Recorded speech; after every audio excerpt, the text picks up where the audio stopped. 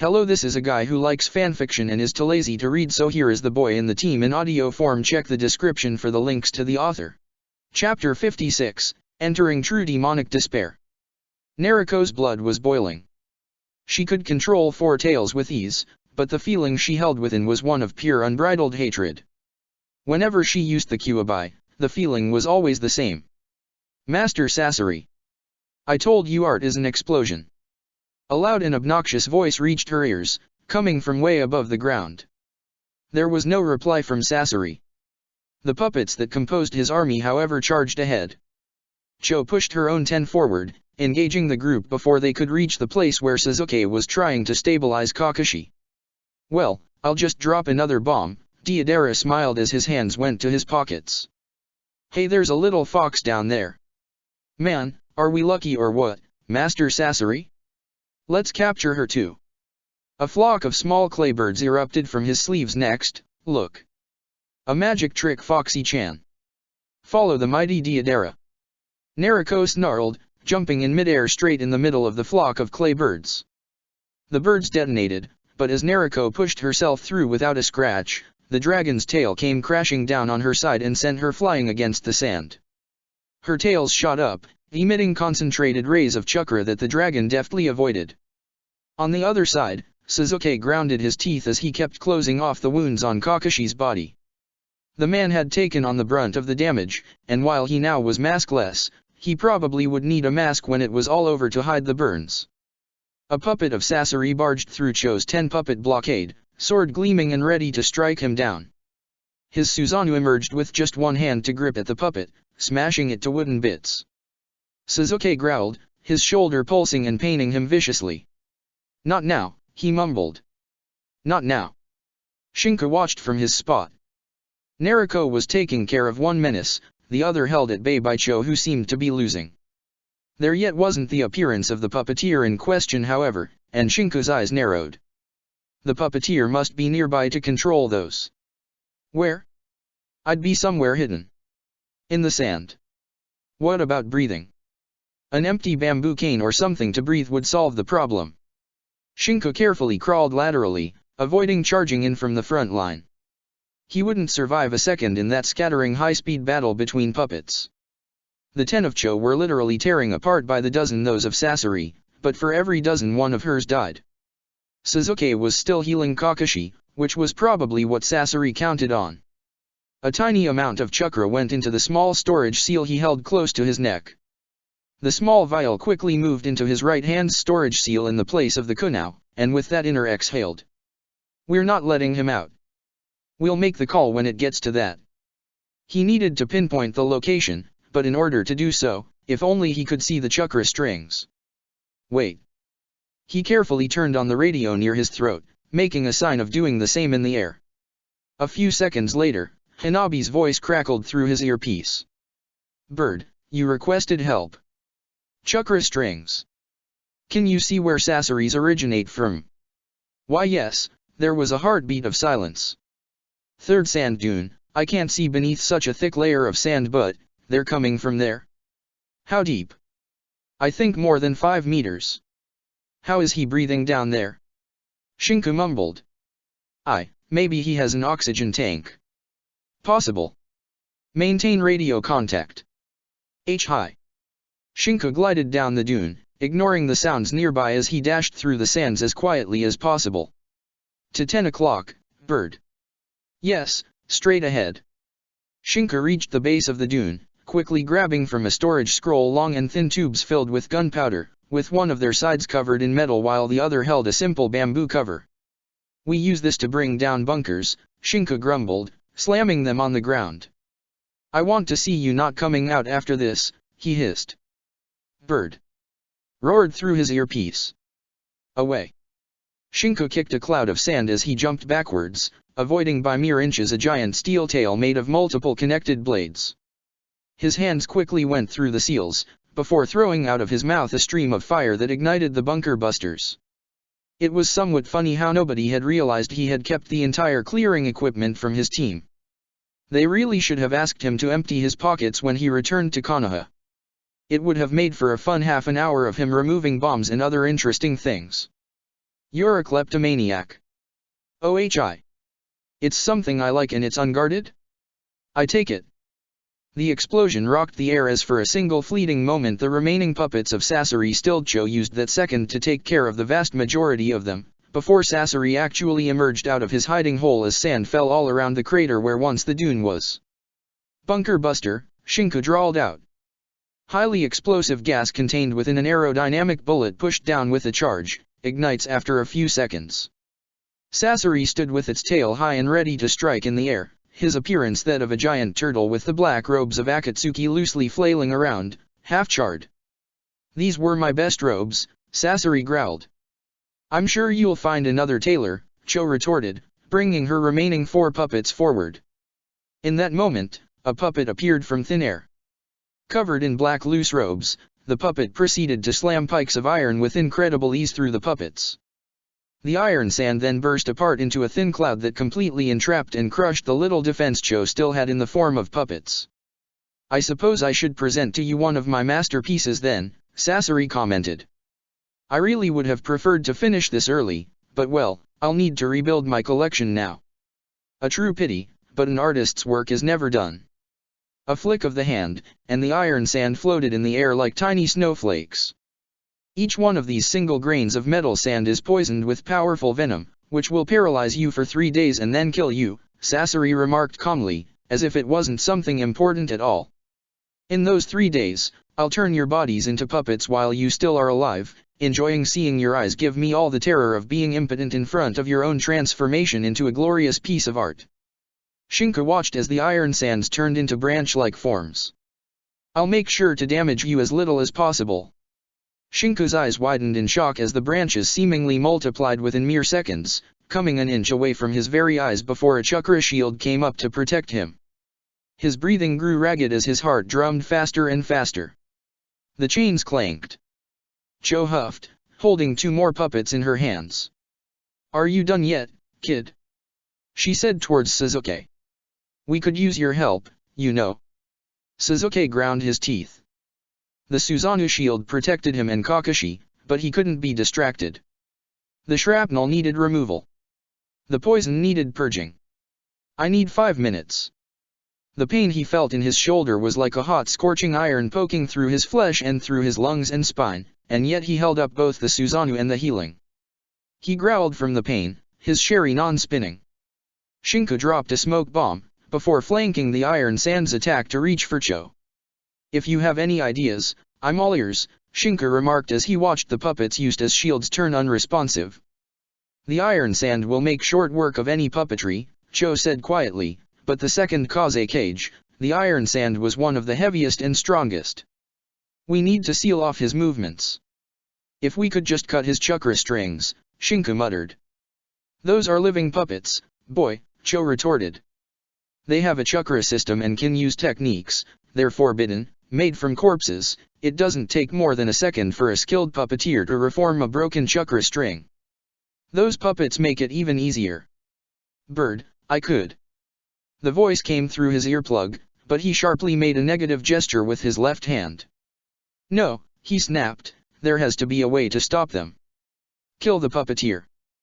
Bird. I can help. I can cut the chakra strings and... The negative sign came up again. The next moment, the sand reformed into a massive fist. Very well, Sasori exhaled, time to smother you gently. You won't even realize you're suffocating. The fist came down, hard. Shinku shunshined to the right, followed by Cho who connected a chakra string to one of her broken puppets, to let it unleash a deadly barrage of firebombs on the upcoming wall of iron sand. The puppet's broken bits exploded afterwards, but in the midst of the explosions, she managed to substitute with a puppet. When the sand turned into tiny swords and stabbed at her, her fake body fizzled and burst apart in a powerful detonation. It is useless. What you're trying to do is just waiting for the inevitable to happen, because in the end, it's not about you staying alive. The sand reformed as a crushing grip that tightened around Suzuki's Susanoo. The chakra construct howled and screamed, before Suzuki yelled aloud. You want to play with fire? Fine. Suzuki stopped healing Kakashi, his hands rapidly going through a set of hand seals as his eyes shone darkly. His blood boiled within his body as his entire skin felt flailed alive. Anton, Yasaka no Megatama. Black flames erupted from Sasuke's Susanoo, slamming like fireballs against Sasori's puppet and the sand nearby. The flames burned darkly, turning the sand to glass within mere instants and melting together the metallic sand. The fire spread throughout the entire hand, which fell on the ground with a heavy thunk. Sasuke's Susanoo failed the next moment, as the boy panted hard, clenching his shoulder tightly. Sweat poured down from his body, his breath ragged. "You want more?" Sasuke snarled with his tomo spinning. "I'm giving you more." Amaterasu. A black line of flames spread through everything Sasuke saw with his eye, slamming straight into the chest of the second Kazekage.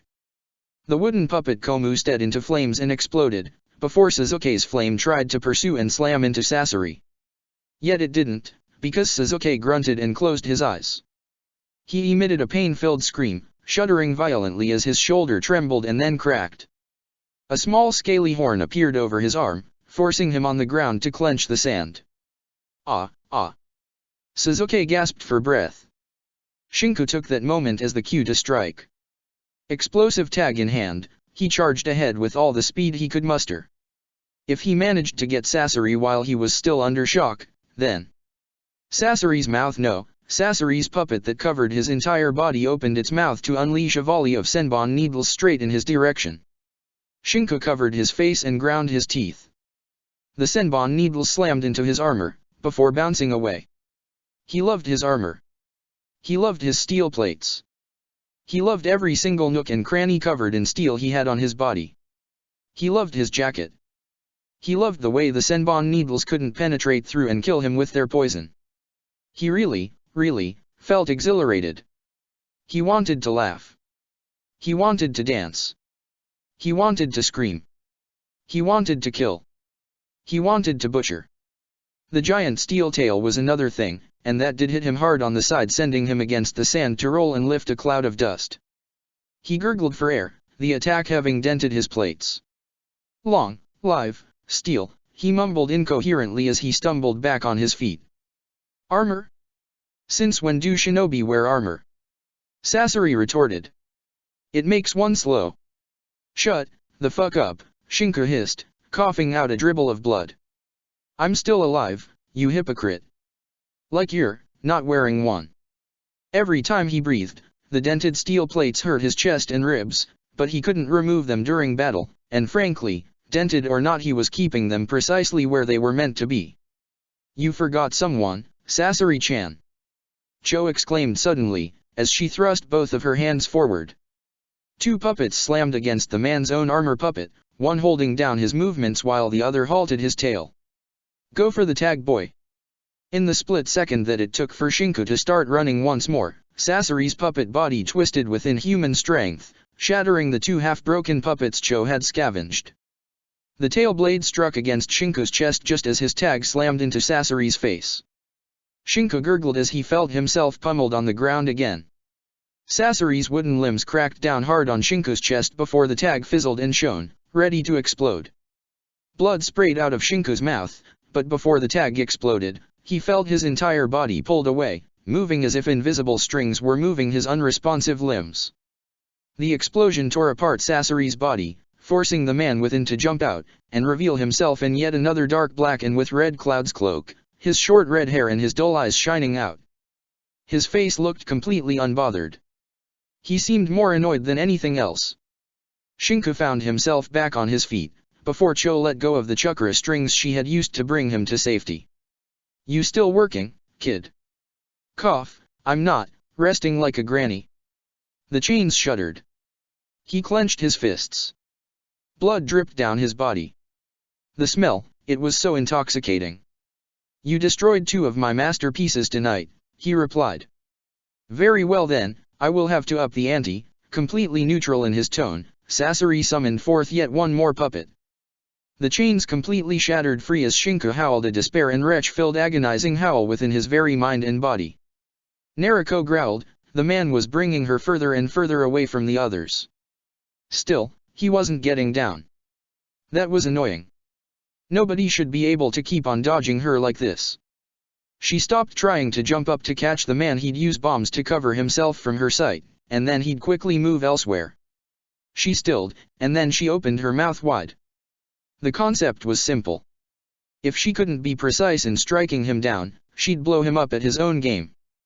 The giant Bijudama erupted from her mouth charged with dark chakra, before flying into the air, seemingly past him. A ray from her tail changed the equation, the explosion's pressure making Deodara's ears ring. Unfair! Unfair! Unfair! Deodara screamed as the dragon began to plummet into the ground. My explosions are the best. A kick and Deodara jumped away as his dragon began to shine. The creature coiled itself around Naruko's form before exploding. The ground turned to glass and ashes, leaving behind an humongous crater as the blinding light dazzled Deodara from its beauty. Yet the light died out in an instant, that instant of absolute beauty that Deodara believed in, and that a giant claw had now forever taken away from him. He gurgled as he felt blood rise to his mouth, the claw piercing his chest and gripping at his very spine. 6 tails lazily floated in the air, all coming from Naruko's back. The girl didn't even bother talking. She just crushed the spine where it was and laughed, before watching the man detonate into a blinding explosive light. The explosion didn't damage her. It was massive, maybe it was even pretty, but it didn't damage her. The sands around the crater were now purely made of glass, water seemed to pour in from the ground below. Maybe the explosion had even nicked an underwater basin, but she didn't care. She slowly pushed the Kyuubi's chakra back, slowly, carefully, she pushed it back. 6 tails became 5. 5 tails became 4. 4 turned to 2 and then none. She winced as her raw skin felt the cold breeze, but she didn't even bleed before it began to regenerate, closing all of her wounds. She didn't need her father to defeat Akatsuki. She could do it on her own. She was strong, strong enough not to need help from anyone. She would never let one of her friends suffer for. Then she heard the scream. The soul-rending scream that froze her very bones and forced her to turn her head sharply in the direction she came from. Her heart stilled for a moment. That was Shinku's voice, right? The puppet Sasori brought out was standing on slender chakra wings. Her body appeared alive, but her flesh replaced with wood gave her just barely a bit of resemblance to the girl she had once been. There wasn't any light in her eyes. There wasn't any speech in her throat. Shinku's shoulders trembled as tears pooled down his eyes. You knew her? Sasori asked with his voice completely bored. She was one of the first we captured. Her village was glad to get rid of her, we paid quite a ryo to buy her. Funny, maybe you know of a certain Shinku? She screamed his name quite a few times. I think she expected him to come and save her, but then again, he didn't come. The chains turned to dust. The sand began to scorch. The bloody moon closed its light on the desert soaked with a bloody haze. Shinku's breathing grew. Ga, ah, I, ah. His arms trembled. A swarm of flesh-eating insects burst out from Fu's mouth, which opened with a sordid clack. The swarm resembled more a light purple fog rather than an actual swarm. I enhanced her, of course.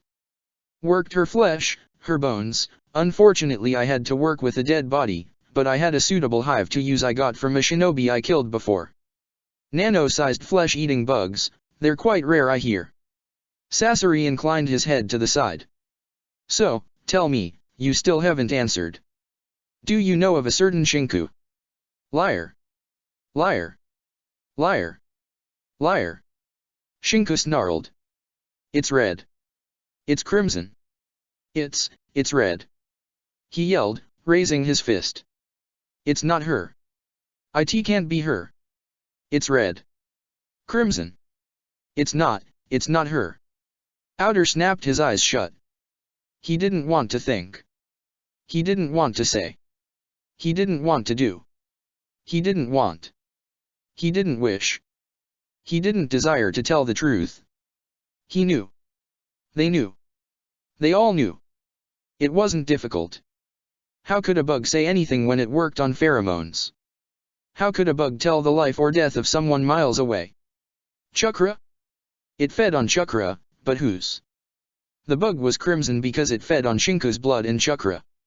It was crimson because of that, not because of Fu being alive or not. Oh? So, you are Shinku. Sasori chuckled. It was an empty and hollow chuckle.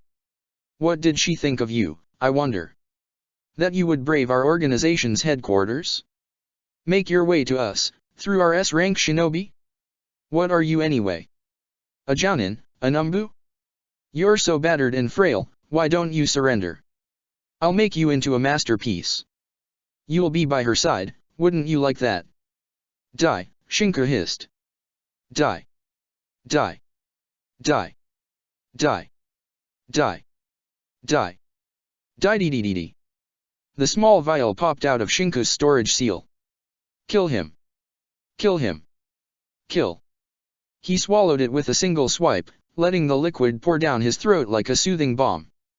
During the Battle of Paddy Fields, he swallowed 4 soldier pills in one go to keep on going. After that day, he carried it with him. 6 soldier pills, minced and mixed with water. If he had to die, he'd die in a blaze of glory. If he had to avenge, he'd avenge and die. If he had to defy the odds, he'd defy them. His heart pumped harder than ever. His wounds burned as the chakra simply increased, pouring out from his body like a light haze. His body lowered his position as the chakra erupted from his back with a deafening scream. The dark purple flames of his chakra formed, burning at his wounds and flesh. Pouring through his skin, pouring through his body, the demon ate at him and consumed. Sasuke was silent, horrified by Fu's fate. Then he saw Shinku, and he screamed for him to stop. No. Shinku. Stow. Shinku's armor dropped on the ground, dust lifting away as he screamed louder than before.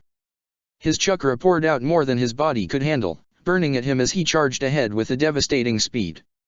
Sasori flicked a finger, and Fu's body came up as his shield. The chakra formed a barrier that dulled the blow of Shinku's flame-coated fist. The flames burned as Shinku's body twisted, slamming a kick to the side of Fu's face. His arms shot forth as his mouth enlarged to erupt in a flamethrower technique. Barbed wire emerged from within the confines of his wrists, scorching red. It bound tightly around Fu's puppet body. Tears of blood ran down Shinku's cheeks. The puppet freed herself, the swarms of bugs dying by the thousands as the flames burned them to ashes before they could reach him. It charged ahead, a kick straight through the chest ignoring the flames as Sasori's own poisoned steel tail came out with his arm blades. Shinku gripped on Fu's foot, twisting it and cracking it apart with inhuman strength. He spun, ramming the girl against the sand and then back in midair. His demon's arms elongated, trying to slam down on the puppet's stomach. Sasori's tail snaked free and pierced Shinku's chest, but his hands gripped tightly and pulled, the puppeteer ending up closer to where he stood. The fist crashed into Sasori's face, flames burning out as Shinku dropped down on Sasori's lying body. The second fist slammed into Sasori's side of the face, cracking the ceramic. The third broke his mandible. The fourth, the fifth, the sixth, the arm blades sliced through Shinku's sides until he pinned them both down and roared, showing his flaming mouth inches away from Sasori's. Are you not afraid of death? Shinku could not reply. The fireball at point-blank range answered the question. The moment Sasori's body burned, a violent explosion flung Shinku in the air and then against the sand, letting him once more roll on the ground. He tried to stand, but the flames that surrounded him died out. What they left behind was a charred body with scars covering his entire back, chest and sides. Punctures of kunao, senbon needles, slashes of blades and marks of techniques used against him. They all stood like a tapestry. A giant, scary tapestry that did not bleed. Sasori had wounded him, but Shinku had burned his wounds closed. Sasuke gazed at Kakashi and then at Shinku. He looked at his right arm and clenched his fist. Kakashi could survive. He needed to check on him. Cho wobbled on her feet and back towards them, just as Hanabi emerged running from her hiding spot. Tears filled her vision as she blurred to a stop next to Shinku's downed body. Where were you? Sasuke snarled, gazing at her with venom in his eyes. He told me not to move. Hanabi exclaimed back, he's going to make it, right? She held tightly to the neck of her jacket, gripping it to the point where her knuckles turned white. It's bad, Sasuke hissed as he pushed chakra through his hands, the pain on his shoulder in utter agony. Really bad, organ failures, I don't have enough chakra to do this. He clogged his veins, he burned them, OHI. Tears began to fall down Sasuke's eyes. OHI, hey, you can't do this, alright? It's been 5 years. You can't do this now. The dobe's going to cry to death, you hear me? Sasuke's hands quivered. Hanabi began to sob. Shinchan. Naruko barged into the clearing as fast as she could, OHI. What's going on? Where's? Her voice just died. No.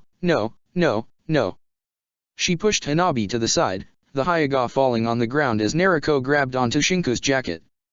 You can't do this bullshit. You heard me. OHI. Stop bullshitting me. Fucking open those eyes. Open. Those eyes. Shinku. Open those eyes. Open them. There was no reply. His heart stopped beating. Naruko, Sasuke muttered. He's dead. Naruko slammed her right hand on the ground, grinding it against the sand until it began to bleed. No, stupid fucker, why? I'm the Kyuubi's Jinchuriki, come on, I'm the one who gets to fight, come on, you can't, please. Please. There's nothing I can do, Sasuke muttered. I don't have any chakra left, and... He gazed at his shoulder, his eyes humid. There's a high chance I'd just kill him no matter what I tried, his heart stopped beating. He's dead, at least, he's with Fu now. What? Naruko mouthed that out before grabbing onto Sasuke's jacket. What? Sasuke gazed at the tanned corpse of Fu, turned into a puppet for Sasori's sick enjoyment. Naruko was next to the puppet in a moment, her hands quavering and trembling. OHI, this, no, come on, it's not, this is just a doll, right? It's not the real deal, it. Fu's puppet body suddenly jerked, before plunging her right arm-turned weapon straight through Naruko's chest and straight against her heart. The boss wanted you alive, Sasori spoke from within Fu's body, where he had thrown his core before his other body burned to death. But this works fine too. The Ichibu's already ours, we'll wait for the Kyuubi. Naruko's mouth dribbled down a trickle of blood. Then she made a light, simple chuckle. Heh. The Raise-Non, which she formed with both of her hands, slammed through Fu's body and enlarged. Soon they gained the size of boulders as they tore to smithereens Sasori. I see, they won't stop, Akatsuki just won't stop. Naruko bitterly laughed. Until they take away everyone I care for, they won't stop, they won't stop. Her shoulders trembled. I'm going to kill them all, Naruko whispered gazing at the sky. I'm going to butcher them. I'm going to slaughter them. I'm going to kill their loved ones, their families. I'm going to destroy their villages and burn their farms. I'm going to make them suffer. I'm going to make them suffer. She cried, her tears mixing with her coughed-out words. Why? Why? Why can't I be the one to die? Stab my heart and I'll be right back up. Why did it have to be Shinku? Why? She clenched her fists, I could have taken the blows. I could have. Naruko slammed a fist on the ground in frustration. It's my fault. My fault, all my fault. I should have called. I should have, I'm a worthless idiot. She brought her face down against the ground, letting her tears fall. She remained like that, crouched and crying. Cho didn't say a word. She just looked towards the dead body and then crouched near it. My old body isn't what it used to be anymore, she moved a lock of Shinku's hair to the side. Might as well make do with what little I have left, my grandson is dead, my brother's probably going to be sad but, no girl should cry like that for so long. Loss is always a sad thing and, when you get my age, I guess you get soft-hearted too. Sasuke gazed at Cho with a perplexed look. The more people you kill, the more people suffer, Cho continued, but if you don't let go, then nothing can change. Her hands moved closer to Shinku's chest. This is a forbidden technique, really, something I learned because I was stupid and wanted my grandson to be happy. I would have gladly given my life for his happiness, and now, well, now I'll shoulder his sins a bit, Joe chuckled lightly. Funny how it works, just do this one old lady a favor, don't let this sadness continue, please.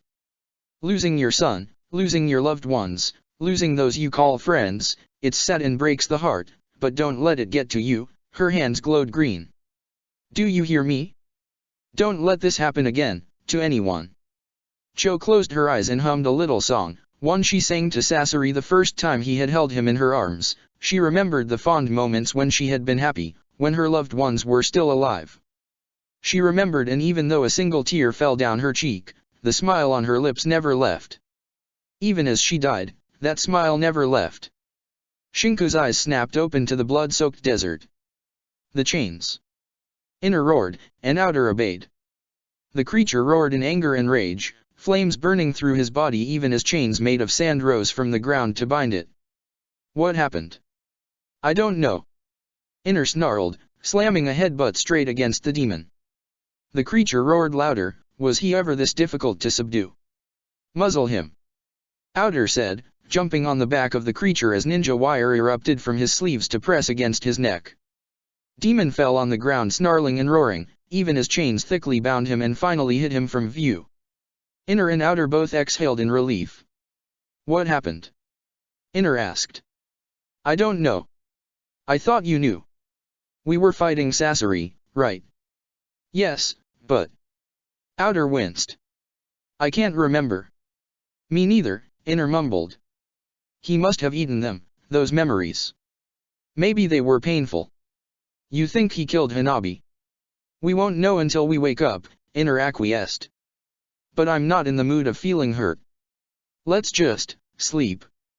Cautiously, Inner moved away from the bound demon and sat down against a blood-soaked dune of sand. I'm getting tired of the desert. Outer chuckled as he joined him on the sand, gazing at the moon. I think it's better than, I don't know, a sewer or a boiler room, Outer retorted. Yeah, Inner muttered, yawning loudly. I suppose so. They spoke no other words as they slept. Eventually, they'd have to wake up. But not on that day, because even though they didn't know why, they both had tears silently falling down their cheeks. To those tears, they refused to give an explanation. Chapter 57, Never Doubt Kakashi's Gut Punch. The heartbeat monitor beeped methodically. The chest went up and down mechanically. Sasuke gazed at the body on the hospital bed and exhaled. Hanabi squirmed from her spot, her hands on her knees. You should rest too. It's already been 2 days, Sasuke muttered. Hanabi shook her head. You haven't slept either, Uchiha-san. Call me Sasuke, he replied with a hint of annoyance. His eyes trailed over Shinko's face. What was he thinking? Did he think we'd be happy to see him die? Hanabi squirmed some more. Shinko-san cares about his teammates very much, she mumbled. You were watching the battle with the Byakugan. Sasuke asked, where were you to begin with? Inside a sand dune, she whispered softly, if Shinko-san hadn't come to save me, I'd have probably suffocated in there. Hanabi gazed at his face with a look of longing. Was that woman Sasori used? Yes, Sasuke exhaled, I don't know how he'll take the news. He brought both hands to his raven hair, letting them pass through his locks. Fu was a friend, but she was also Shinko's, I'd say first love, he shook his head. What a mess. Will he be fine? Hanabi murmured. His body is made of tough stuff, I'll give him that, Sasuke retorted. It's his mind I'm scared about. Shinko-san sometimes speaks to himself, Hanabi said. He said he did that to cope with stress. Ah, it's more complicated than that, Sasuke whispered, but it's not my story to tell. He carefully touched with the back of his hand Shinko's forehead, exhaling as the temperature returned in the norm. At least he hasn't turned yellow, the Uchiha continued. It means he's filtered through the worst stuff. When will he wake up? I don't know that, Sasuke continued. If he continues to sleep, we'll just have to carry him back to Konoha. Tsunade Shishao will probably take care of whatever problem he has in a flash. Hanabi gazed out of the window, where the harsh sandstorm still seemed to be going on. Is Namikaze-san? I didn't have the strength to stop her, Suzuki exhaled. She decided to continue tracking on her own. She's probably covering the desert in Cage Bunshin by now. She'll come back when she's tired. As if on cue, the door slid open as Nariko stepped inside. Her face was a mask of grimness as she sat down heavily and without a word on the chair near Shinko's bed. Found Gaara, she acquiesced. He's dead. They already extracted the Baijuyo from him. Suzuki made a pained face. Oh, he closed his eyes. Was he? No, he probably didn't suffer, Nariko replied quietly. Her eyes then moved to stare at Suzuki's shoulder, where thick gauze covered the area of the horn. How's your shoulder? It's fine, Suzuki muttered back. Were there no complications? Nariko's head dropped against the side of Shinko's hospital bed. When do we leave? With Kakashi and Shinko knocked out, it's up to the highest-ranking shinobi to choose, Suzuki muttered. His eyes moved to Hanabi. You're a Takubutsu Jounin, right? Hanabi's eyes widened. I. Chibi, Nariko grumbled, we either wait here for Kakashi and Shinchan to wake up, or we try and bring them back to Konoha where Tsunade Bachin can heal them. It's that simple. Hanabi took a deep breath. Can they survive the trip? They're both stable and can be moved, provided care is taken in moving them, Suzuki eyed Nariko, who simply delivered him the middle finger while keeping her face against the bed's mattress. What about summoning the Yondaime? No, Nariko grumbled. Pops was pretty clear on what I could summon him for, and that's over now. I don't want to hear him yell at me for being stupid any earlier than I need to. And he might be doing something important right now, so. Coward, Suzuki coughed out, but it actually would be a solution, if it weren't for the chakra required. The further away a seal is from the Hiraishin the more chakra is required. I know the Hokage is supplied with soldier pills of a special Akimichi brand, but they shouldn't be wasted, and we can easily reach Konoha in one day. Who's the coward now? You're just scared of facing Tsunade Bachin. That woman is scary when angry, Suzuki grumbled. Nariko pouted, before lifting her face and carefully moving her left hand's index finger to poke at Shinko's cheek. Wake up Shinchan, Chibi here is useless in making decisions. Shinko grumbled in his sleep. OHI, Nariko blinked. Are you growling at me? Loud, Shinko mumbled. His right hand coming up to the sides of his face. What, hit me? He muttered, keeping his eyes closed. Poking the cheek, Suzuki deadpanned. I'm going to try that method on some comatose patients back in the hospital, he shook his head. Really, why am I not surprised the dobe's so annoying even coma patients wake up to complain? Nariko chuckled nervously, scratching the back of her head. Hanabi shot out of her chair and gripped tightly the sides of the sheet's cover, her face filled with relief as she gazed at Bird's crimson eyes open up slowly.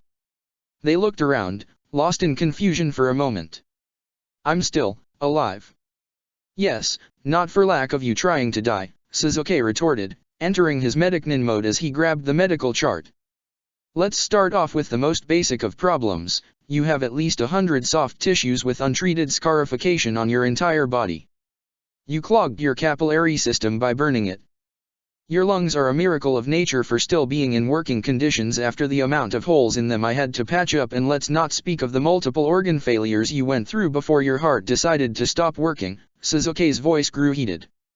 You have, or well had, broken bones, and inflamed muscles, literally. What sort of imbecile decides burning oneself up is a good way to fight an S-rank shinobi? Did you have a death wish or something? Nariko can do this shit. She'd probably be back annoying the world the next day. Suzuki took deep, calming breaths. As your personal doctor, because you're clearly too stupid to be left with anyone else, I'm ordering you to either head for a full checkup at the hospital or to be forced into doing a full checkup at the hospital. Suzuki pointed Shinko's medical chart at the tip of Shinko's nose, as if it were a kunao. Have I made myself clear? Why yes. Shinko stuttered out. Good. Now excuse me while I collapse for a little while on the nearby bed, and with those words, Suzuki proceeded to do just that. Nariko blinked. Yuki-chan's scary when it comes to patients, she muttered. Her eyes then looked at Hanabi's position, and they narrowed. "Ohi, Chibi. How about you go and grab us all something to eat? I'm famished and so is Shin-chan." Hanabi awkwardly stood, red in her face before walking outside as quickly as she could. "Shin-chan," Nariko murmured, "how are you?" "I feel hurt all over," Shinka replied. "Can you please not haze Hanabi? She went close to dying too today, you know." Yeah, Nariko huffed. "You instead had to die." She rolled her eyes. "Really?" Nariko made a little sniffle. "I was so scared you wouldn't wake up." "Wait," Shinka frowned. "How am I still alive?" "Cho," Nariko said quietly, "she used some sort of forbidden technique to bring you back to life." Her hands gripped on the bed sheets, her face downcast. I'm sorry." "For what?" If I hadn't decided to use the Kyuubi but had called for help, you wouldn't have died. Isn't dying part of the duty?" Shinka said quietly, his eyes trailing over to the ceiling. "Is Kakashi going to make it?" "Yeah, he's stable. The bastard has more luck than anyone else," Nariko snorted. She fidgeted for a moment. "Listen, Shin-chan, if you need a friend to talk with, I'm all ears. Yuki-chan's here too if you want to get dead drunk at a bar, and I don't know what else to say." "What for?" Shinku asked back. I used my last resort to fight Sasori, right? At least, that's what I understand happened between Sasuke yelling at me and you telling me I died. What's there to talk about?" "Shin-chan. Were you already dead when Sasori took out that puppet?" "That puppet? Which one?" Nariko closed her eyes and took a deep breath. This was no different than pulling out a sticky band. She just had to tell it straight to him, immediately and without a fault. "Fu is dead." Shinku didn't reply. For a long minute, Nariko gazed at Shinku's completely emotion-free face and waited. She waited for anything ranging from denial, to shock, to anger, but when nothing came, she forced her throat to speak again. "Shin-chan." "Yes. She's dead. Sasori, he used her as a puppet." Shinku closed his eyes, before crossing his arms over his chest. I'm going to sleep for a while." "Shin-chan," Nariko croaked out, you can talk to me if you want to vent off." Shinku just opened his eyes once more, carefully gazing at the bright red carapace of the flesh-eating bug in his right hand. "Do you have a kunao with you?" "Shin-chan." "A kunao, a shuriken," he continued quietly, "anything sharp enough will do." You're not going to hurt yourself, right?" "No, I won't," he replied. Nariko nodded, before palming a kunao and handing it over. Shinku simply brought the tip close to the side of where the bug was, and then stabbed through. With a sickening squelch, the now dead insect came out from his hand, leaving behind a small bleeding dot. He looked at the insect exhaling his last breaths on the tip of the kunao, before he threw it against the nearby wall, letting it pierce the wood and stick there. He flexed his right hand a few times, and then he looked back at Nariko. "Can we talk about something else? Is Shin-chan crying right now?" Nariko asked, as Shinku's eyes gave her a soft acknowledgement. "Yes," Iner replied. "Why did you do that?" "Because it hurt us," Shinku retorted. "As long as something will hurt, I'll do my best to remove it. He'll thank me eventually. Keeping up that thing, gazing at it every day, the girl is dead, time to move on. We all die one day. You're not going to shed a tear for her." Nariko sniffled. "I'm not outer," Shinku replied. "I don't care. You're just like Shin-chan," Nariko shook her head, a Shin-chan with a potty mouth. "It's just sand in my eyes, nothing more." Shinku wiped away the tear from his left eye. "I hate the desert. Can we go somewhere with water for our next mission? The ocean? The beach? Bikinis?" Nariko suggested, trying and failing at that to lighten her tone of voice. "Putting sunscreen on the back of naughty girls. Why not directly massaging their fronts? Shin-chan, you're a pervert. I learned from the best." There was a heartbeat of silence, before the door opened up as Hanabi stepped inside, carrying 4 trays one atop the other. She placed Sasuke's near his bed desk, before gently placing one on Shinku's lap and holding one for herself. She gave the last one to Nariko, taking her time before handing it over. "Ohi," Nariko frowned. "The cutlery." "I'm sorry Namikaze-san," Hanabi replied politely, "I didn't realize they were missing." Nariko's eyes narrowed. "You should count yourself lucky, Chibi," she muttered, "I'll just have to use Yuki-chan's until he wakes up." Hospital food was, in a single word, disgusting. Having to eat with a light set of sniffles and sobs in the back of his head made Inner's appetite become less and less. "Shinku-san," Hanabi said, I wanted to properly thank you for saving my life." She gripped at the hospital's pudding, the only thing renowned for being actually decent no matter the hospital tray's other contents. "If it hadn't been for you, I would have died." "Just doing my job, rookie," Shinku replied. "There's nothing to thank me for." "Still, it showed me there are a lot of things I still have to learn, Shinku-san," Hanabi continued, fidgeting as she tried to grasp the lid. "So I wanted to ask, if you'd take me on, as an apprentice." She squeaked the last bit out as the pudding's lid simply popped open with a sharp snap, sending the gooey substance to sail in the air and straight against Hanabi's face. "Sure rookie, but first you should learn how to actually eat pudding," Shinku chuckled, grabbing a piece of paper from the bed desk and handing it over to the overly embarrassed Hanabi. Nariko watched the scene silently, but her hands gripped her knees so tight they would have probably shattered her kneecaps, if she hadn't been made of stronger stuff. She ground her teeth quietly.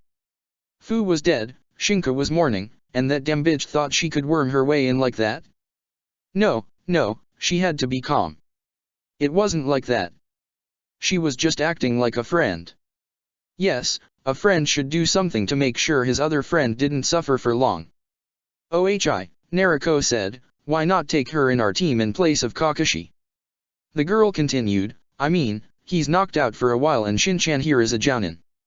You can lead us, and we can have Chibi here in our group." Shinku blinked. Calmly, he looked at the ceiling. How could the man actually manage to piss him off even without doing anything on purpose? He was going to have a word with Kakashi. "Kakashi will probably be fine by the time we're back in Konoha," Shinku retorted. "I'll take some free time in between missions to teach." Nariko puffed her cheeks out. "Why not just add her in the team? 4 is better than 3 and 5 is better than 4. What about her old team?" Shinku retorted. I don't have one," Hanabi muttered. "I finished the academy early, so there wasn't one for me. I graduated to Chiryunin with 2 older students who had yet to pass and so, I don't have a team." Come on, Shin-chan." Nariko had meanwhile moved to grab Hanabi's shoulders and press her own right cheek against the girl's left one. "Doesn't she give off the wet little abandoned kitten vibe? Come on, I know you want to take care of her." Nariko began to rub the cheeks. "Come on." Shinku rolled his eyes. "It's not up to me to decide. It's the Hokage." "Oh," Nariko blinked. "Then that's settled. You're in the team, Chibi." First rule of being in the team, she gripped tightly onto Hanabi's chin, forcing her to gaze straight ahead at Nariko. "You don't betray your teammates. Am I clear?" "Nariko," Shinku began, but Hanabi just nodded. "Hi, Namikaze-san. And my name is Nariko, Chibi." Nariko rolled her eyes.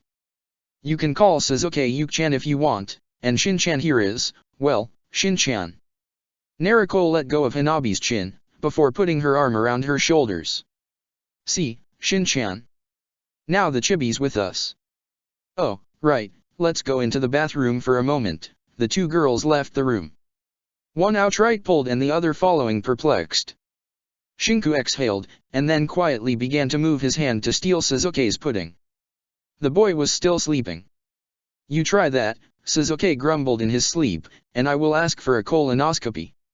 Shinku stilled, his lips twitching for a moment, before he returned the hand back to his lap. Fu was dead. Outer was still crying, but he didn't much care. He felt sad because Outer felt sad, not because Fu died.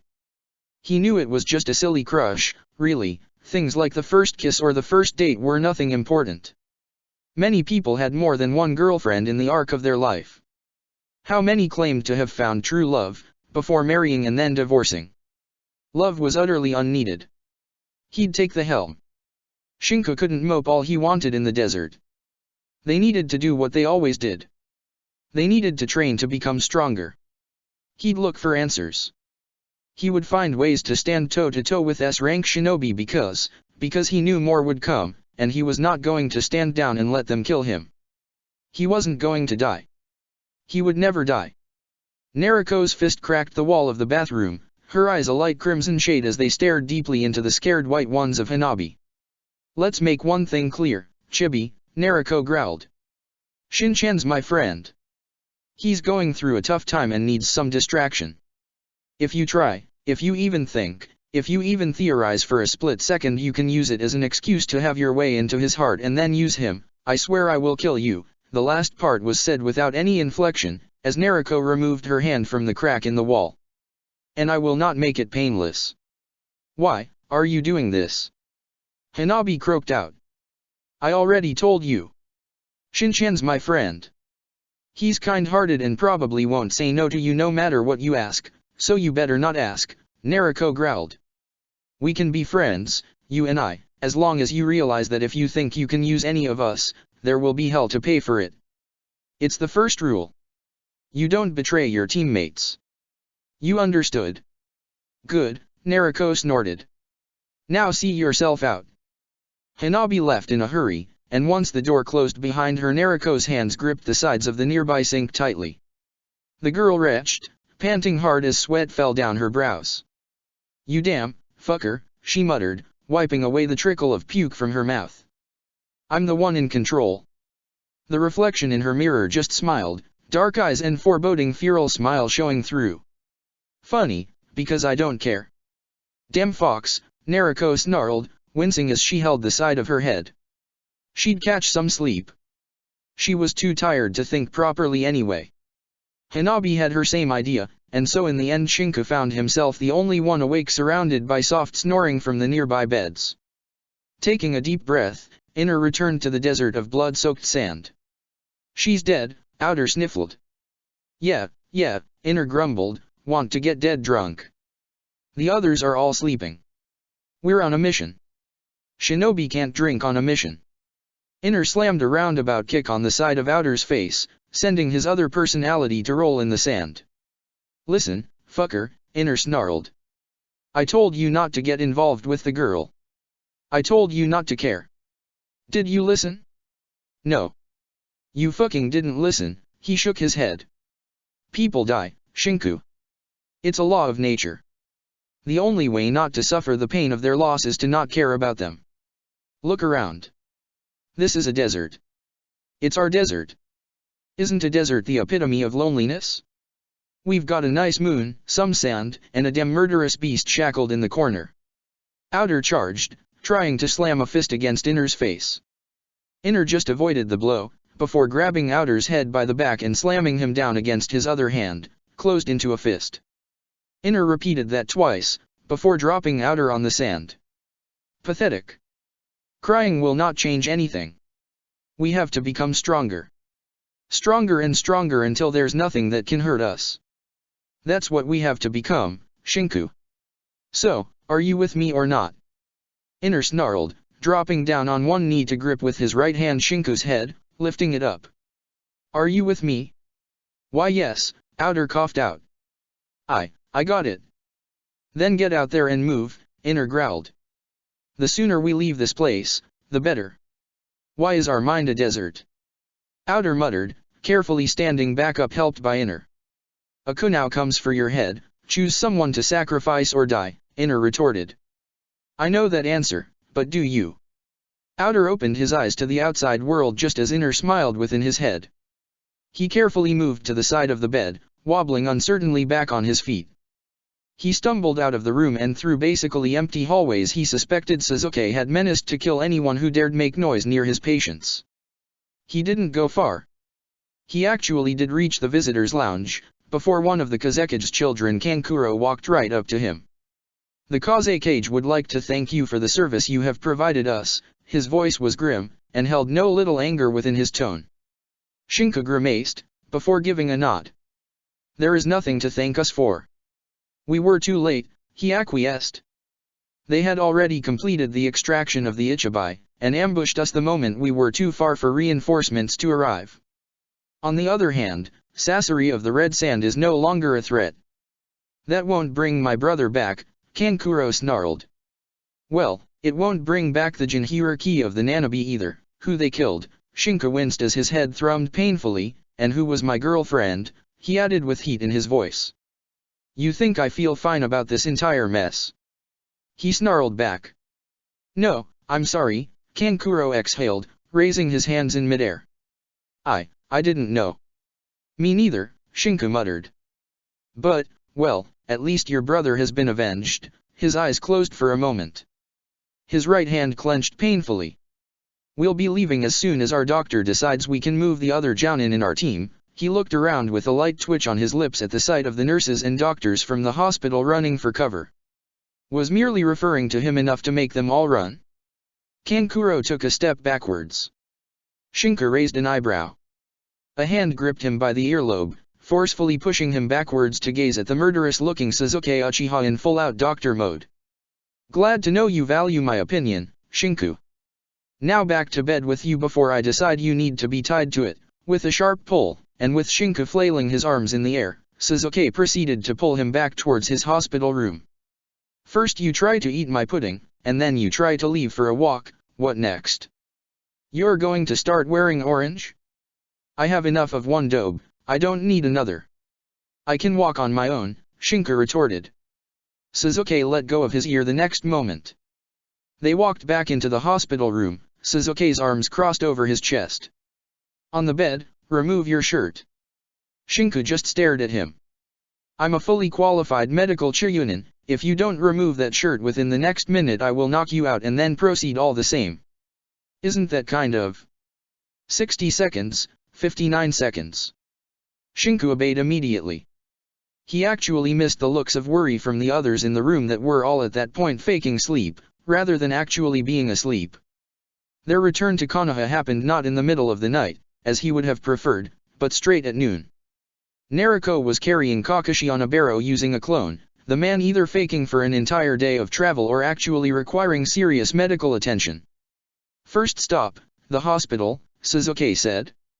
No, Shinka retorted. The first stop is for us and the real Naruko, the Hokage's office. Naruko's clones can carry Kakashi to the hospital and then disperse. Sasuke was about to answer back, but Shinka simply headed off towards the gate guards. Would you look at that? Team 7's back. Katetsu stopped smiling the moment he saw Shinka's sour face. What happened, kid? Hell, he retorted. He scribbled down his shinobi ID on the parchment as the one responsible for letting the team in, together with his secret code to assure the guards he was the real Shinku and not an imposter. We're in a hurry, he added afterwards as he delivered back the parchment. Anything else? No, run along then, continued Katetsu, watching Shinku nod and then head back to his team. A moment later, they all flickered in the direction of the Hokage's tower, except for two Naruko Kage Bunshin and Kakashi, who jumped on the nearby rooftop and headed towards the hospital. Man, I remember that kid, Izumo said. Little liar told me Tora died, the bastard. Now, he didn't do that on purpose, Katetsu retorted. Kakashi was hit bad, you think we're going to hear screaming? The Hokage does have powerful lungs, Izumo pointed out. Thank Kami we aren't guarding his door today, the Chiryunin replied, crossing his arms behind his head. Ah, wonderful peace. The Hokage didn't yell. He patiently heard the entire story from Shinku, remaining completely quiet and with his arms crossed in front of his chest. Hanabi quietly added her version. Sasuke said little else, and Naruko remained silent. Very well, Minato said. I'll ask Tsunade how long it will take for Kakashi to return to active duty. Meanwhile, are you sure the technique Cho used has no ill after effects? Sasuke snorted. There's nothing worse than what this imbecile did on himself, Hokage-sama. Not that I don't trust your skills, Sasuke, Minato continued, but I would like Tsunade's opinion. Sasuke didn't reply. Now, his hands clasped together as his elbows slid on the desk. I did expect you to encounter strong foes. I expected you to fight them through and win so that I could prove without reason of doubt that yours was one of the strongest teams Konoha had at its disposition, he exhaled. What I'm brought up with is instead someone who refuses to obey orders, someone who goes against the warnings of both his Hokage and teacher, and someone who needs some time with Inoichi. Shinku groaned. Why did he have to spend time talking to that man? I'm also told the Nanabe's Jinhiriki is dead with her Baijuyu extracted, thus one of Konoha's allies sold the Seven Tails without even warning us. Minato's voice was soft. She was a good kid, he added as an afterword. It's a pity, but we have more pressing problems at hand, namely put, what do I do with you? Minato's eyes sharply locked on Naruko, who winced and looked away. What do I do? I'm going to do absolutely nothing. He stood up from his chair, his arms crossed behind his back. I should have one of you stripped of his rank and another interned for at least a couple of months, but I won't, Minato continued. Naruko, did you learn the lesson? Your actions, your decisions, they actually killed one of your teammates. Naruko grimaced, her head low. You're going to get your ass handed over by Tsunade when she's done with you, Minato continued, gazing at Sasuke who winced, the Uchiha looking at his shoulder. You're not running away from Inoichi's visits. They're compulsory, especially in your case, Shinku just scoffed. And, well, you should always keep an eye on your surroundings, he finished towards Hanabi. The mission will be marked as a failure. Gaara is dead and the Ichibai has been extracted by Akatsuki, at the same time, you have defeated 2 of its members. Softly, Minato continued. 2 S-rank shinobi defeated is not a small deed at all. You all will be paid, and a part will go to Tsunagakure's own treasury for the death of their own shinobi. He looked out towards the village. Shinku, stay. The others, dismissed. Naruko left without kicking up a fuss. Sasuke mouthed him the word hospital before leaving in turn. Hanabi looked worriedly from the Hokage to Shinku and vice versa, before walking out and closing the door softly behind her. You are not to engage in retaliation with Takigakure. Shinku's eyes widened, but he said nothing. If you will attack a Takigakure shinobi, or any of the Takigakure elders or their leader, I will have to brand you as a missing nin, Shinku, Minato continued softly. They sold her like an animal to the butcher. Shinku yelled back, what sort of? It was their right. The Jinhiriki are a tool of the village. They were given freely as an act of lasting peace, and since then they have always belonged to the village. What if it had been Naruko, then? I would have died trying to stop them, Minato retorted, I would have saved her and escaped, or 1,000 more options, but it wasn't Naruko. It was the Jinhiriki of the Nanabe that belonged rightfully to Takigakure. She had a name. She had a life. And Minato continued, will killing random people bring her back? No, but it won't change anything. Minato placed both hands on Shinku's shoulders. Shinku, listen to me. I'm not telling you not to hate. I'm telling you not to act upon your hate. I'm asking you to be the voice of reason. Your teammates both need someone to give them some sense. They were born with incredible gifts. In the future, they will become the strongest shinobi of Konoha, if not of the elemental countries as a whole. However, all that power has a heavy toll to pay. I know I'm being unfair on you. You shouldn't have to shoulder their tolls. You shouldn't have to share their burdens. You shouldn't have to suffer because of them. Minato inclined his head to the side. I made a choice, 5 years ago. That choice has yet to prove me wrong, so please, so don't let it be wrong. I'm looking in the eyes not of the scared kid of 5 years ago, but of a trained operative. You earned yourself a bingo book entry and a nickname, Demon of the Hidden Leaf. I want that shinobi to come out, now. Shinku exhaled, his eyes hardening. What do you expect from me, Hokage-sama? Just keep your teammates in check, and don't be afraid to bark out orders. Your teammates will follow. I admit, I sent you in Umbu because I thought you wouldn't make the cut otherwise. The most important thing you can provide to the team isn't your strength, but your mentality. You think like a shinobi, whereas your teammates are more like giant battering rams. Keep them alive, keep yourself alive, and keep everyone's tempers under control. You're talking as if you're about to assign me command of the team, Shinku whitened, his skin turning pale. You aren't. You can't, Hokage-sama, you can't. Kakashi decided in case he was ever incapacitated, that it would be up to you to lead the team until he returned to active service. Knowing him, he'll be out of commission for months. Shinku trembled. I'm not, you can't have me lead. I'm not. Did Umbu not teach you how to give orders and correctly choose which strategy to apply depending on the battlefield? Yes, Shinku groaned. That bastard. I swear if he took the blow on purpose I'm killing him and hiding his body somewhere they will never find it.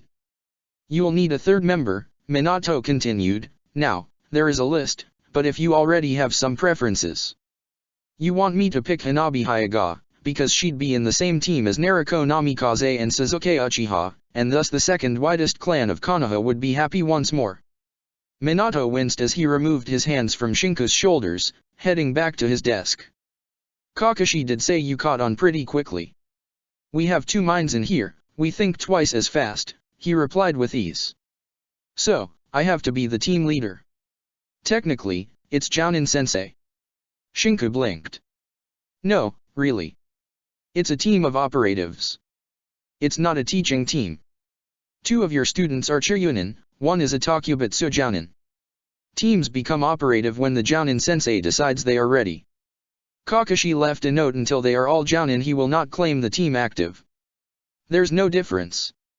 Shinku groaned, they're all old enough to think for themselves. Still, that was Kakashi's decision. Minato's lips twitched into a smile. Being a Jounin-sensei isn't that bad, Shinku. I'm going to murder him in his sleep, Shinku growled. I knew he had this bullshit ready. I knew it. I should have listened to my gut instinct and killed him, not just punch him in the stomach. Exhaling, Shinku stood to attention. I'll take leadership of the team until Kakashi-sensei returns, Hokage-sama. Minato grinned.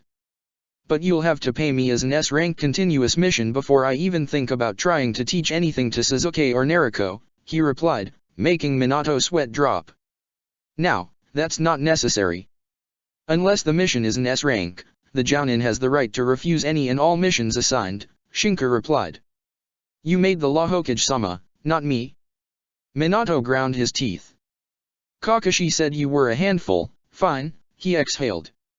They'll call you Teika rather than sensei. A pity, I would have liked to see Naruko's face. Amusing, really, Shinku deadpanned back. If that is all. As he turned to leave, Minato continued in a more serious tone. You ever thought about trying to become Hokage, Shinku? Shinku stopped. No, he replied. I wouldn't want a job like that in 1,000 years. Minato sighed. I'm surprised, because you do seem to know what the requisites are. Shinku turned sharply to gaze at Minato, who winked back at him once, his eyes cold and stern. What can I say, loving the village is a must, isn't it? I'm not holding you up for your medical checkup, go and have fun, before Sasuke drags you off. He stepped outside of the tower with a serious expression, taking a few steps before reaching for the rooftops, and from there flickering off towards the hospital. The Hokage had told him his apartment had a bug problem. It meant someone had bugged his apartment, and had been hearing everything he and Naruko said to one another. It meant, well, he'd have to buy a new house. He entered the hospital and stilled. A man with light hair showed surprise for a moment at seeing him step inside the waiting hall, before smiling in his direction. Shinku, Kabuto Yakushi said, with a smile on his lips. It's been so long. Kabuto, Shinku replied with a smile of his own. How have you been? They clasped hands. 5 years had passed since he left Konoha. He doubted Hibachi even remembered him, and what he needed, more than anything else, was someone normal to talk with. Therefore, he was actually glad when Kabuto recognized him. He had one more friend in Konoha. It meant a lot. Really a lot. Chapter 58, Tell me the truth or glaring will work. Tsunade of the Sun-In looked at him as if he had grown a second head. On one side, it was funny. On the other, it was extremely unnerving. There was no one else in the room, albeit not for lack of trying. There were still the dents on the floor from where Sasuke had pulled Naruko out and the girl had gripped on the ground. How are you still alive? Wonders of Umbu patchwork, Shinku retorted. You're not leaving this bed. You're not leaving this hospital. You're not going anywhere until I have you operated and back on track. It's not that bad, Shinka replied feebly. You somehow managed to burn off your veins. And whatever technique they used on you didn't simply unclog them, but outright created new ones. That's not how it works, brat. Oh, Shinka blinked. That still doesn't sound bad. And let me ask you, how did you manage to burn off your own insides? It was that or bleeding out, Shinka muttered. Sard through the guts doesn't leave much of a choice. Well, you just redefined the concept of hard to kill then, Tsunade grumbled. I'll have to remove the scarification tissue and the extra veins, she shook her head. Probably I should stick a photo of you in a medicine book with a things not to do warning. I'm sure they'd do it all the same, Shinka replied. Tsunade rolled her eyes. Stay right here where you are. You'll be going home tomorrow. The moment she left, Naruko entered bawling her eyes out. She was acting as fake as a cheap actor in a trashy Z-ranked movie, of course, and her hands clasped together. Shin-chan. You're not going to die, right? Please don't die. Sasuke slammed a hand against Naruko's head, before firmly pushing Shinku down on the bed and somewhat managing to pin him under the sheets. Shinku blinked. Did you just change my clothes while pushing me down on the bed? Years of practice, Sasuke nodded sagely. You tucked me in, Shinku deadpanned. Years of practice, the Uchiha answered again. Shinku didn't say another word, even as the bed was pushed inside one of the soon-to-be-operated patients' rooms. You're enjoying yourself, aren't you? Shinku said, gazing at the twitching lips of Sasuke. The other shinobi within their beds all gazed in wonder at the entrance of Naruko and Sasuke, but didn't say a word. They were all probably listening in as much as possible anyway. Immensely, the Uchiha replied. I'm going to make you pay for this in some way, Shinku retorted. You just wait for it. Shin-chan, do you need anything? Naruko asked, having already claimed the chair next to his bed. No, Shinku replied. I should have everything in the storage seals inside my armor. Where is it anyway? Sasuke smiled cheerfully. I sent it to be repaired and washed. You removed it 5 minutes ago. I had years of practice, Sasuke retorted calmly. I can do this much with ease. Shinku spluttered, before sighing. Fine. He looked upwards. How about something to eat? No, Sasuke firmly said, gripping Naruko by the ear. You need to be on an empty stomach. Shinku groaned. Really? It was as Shinku groaned that the door opened once more, Hanabi walking in with limping, Yojeo? Yojeo-sensei. Shinku muttered in surprise. Who'd have guessed, Yojeo replied with the stern and gruff voice of Wolf, that we'd be in the same team during the war and not realize it. You're Wolf. Shinku exclaimed in disbelief. Naruko stood up from her chair, offering it to Yojeo, who sat down muttering a thanks to the girl. So, you didn't even visit me once in the hospital. Scared of the big bad wolf? We were sent on an urgent S-rank, Yojeo-sensei, he replied awkwardly. I didn't even have the time to unpack. Dragon had all the time to come instead, Yojeo retorted, before chuckling. We still have that barbecue to eat through. I went ahead and offered the first round, Shinku replied, although it was supposed to be yours. Yojeo-sensei, you cut your hair? Naruko exclaimed, flailing around like a headless duck. Why? Helps against lice and is easier to clean, Yojeo answered, and you can't grab it. Or you can apply a henge and watch as someone else tries to grab it, falls off short and is then gutted by a sword, Shinku added. Like that one time near rice fields, the enemy jumped out of the ground and tried to grab my hair to bring a kunao up to my neck. He ended up with a kick in the groin, Yojeo continued. I think it was Baku who stabbed at him, Shinku continued. He didn't stop apologizing for the next hours because he hadn't seen the man. May he rest in peace, Yojeo quietly muttered after a few seconds of silence. Shin-chan didn't tell us anything about his everyday umbu work, sensei, Naruko sniffled. We want to know. Can't tell you much, Yojeo rolled her eyes. And most of it is classified anyway. Is there any reason why he's a canvas of scars? Sasuke asked, pulling out his medical chart. It's for his medical history. I'd like to know all doctors who treated him before. There was some sort of subtle threatening tone in Sasuke's voice that made it sound like those doctors should have been called imbeciles. Not every mission goes easily, Yojao replied. I've got my fair share too, you know. He's had at least 5 different swords stuck through his body at different times, Sasuke retorted. No, it was at the same time, Shinku replied calmly. I did say I slaughtered the enemy at Paddy Fields, didn't I? I never said I won unscathed. Wait, the demon of Paddy Fields was you. Yojao muttered, before slamming a hand to her forehead. I should have known. It's not like they told you I was that bird, Shinku replied. And I don't like to talk about that to begin with. Demon? OHI, did they nickname you Demon Shin-chan? Naruko inclined her head to the side. Why? Hanabi was the one to speak quietly. Covered in blood from head to toe, weapons sticking throughout his entire body, an enemy's head in his hand neatly severed. The demon of Paddy Fields is a savage immortal wearing a bird mask who can't die unless his head is severed. That's what Umbu's whispers were all about, she grimaced. They told me the story when they said I would be assigned to a team with a bird operative. They said if I was lucky, it wouldn't be him. Why not? Sasuke asked. Because all the other teams he was on were killed to the last man, Hanabi said. He was the only survivor every time. Ah. Shinku made a strained smile, especially when heads swiveled in his direction. I'm tough to kill and it seems the cycle's been broken with the last assignment, right? Sasuke carefully moved through the medical chart. Well, it certainly does explain everything. We've got wounds ranging from fractures to pretty much everything else that isn't lethal. The Uchiha looked at Shinku. Have I already told you that you're either the luckiest son of a bitch alive or the unluckiest bastard I have ever seen? No, Shinku retorted.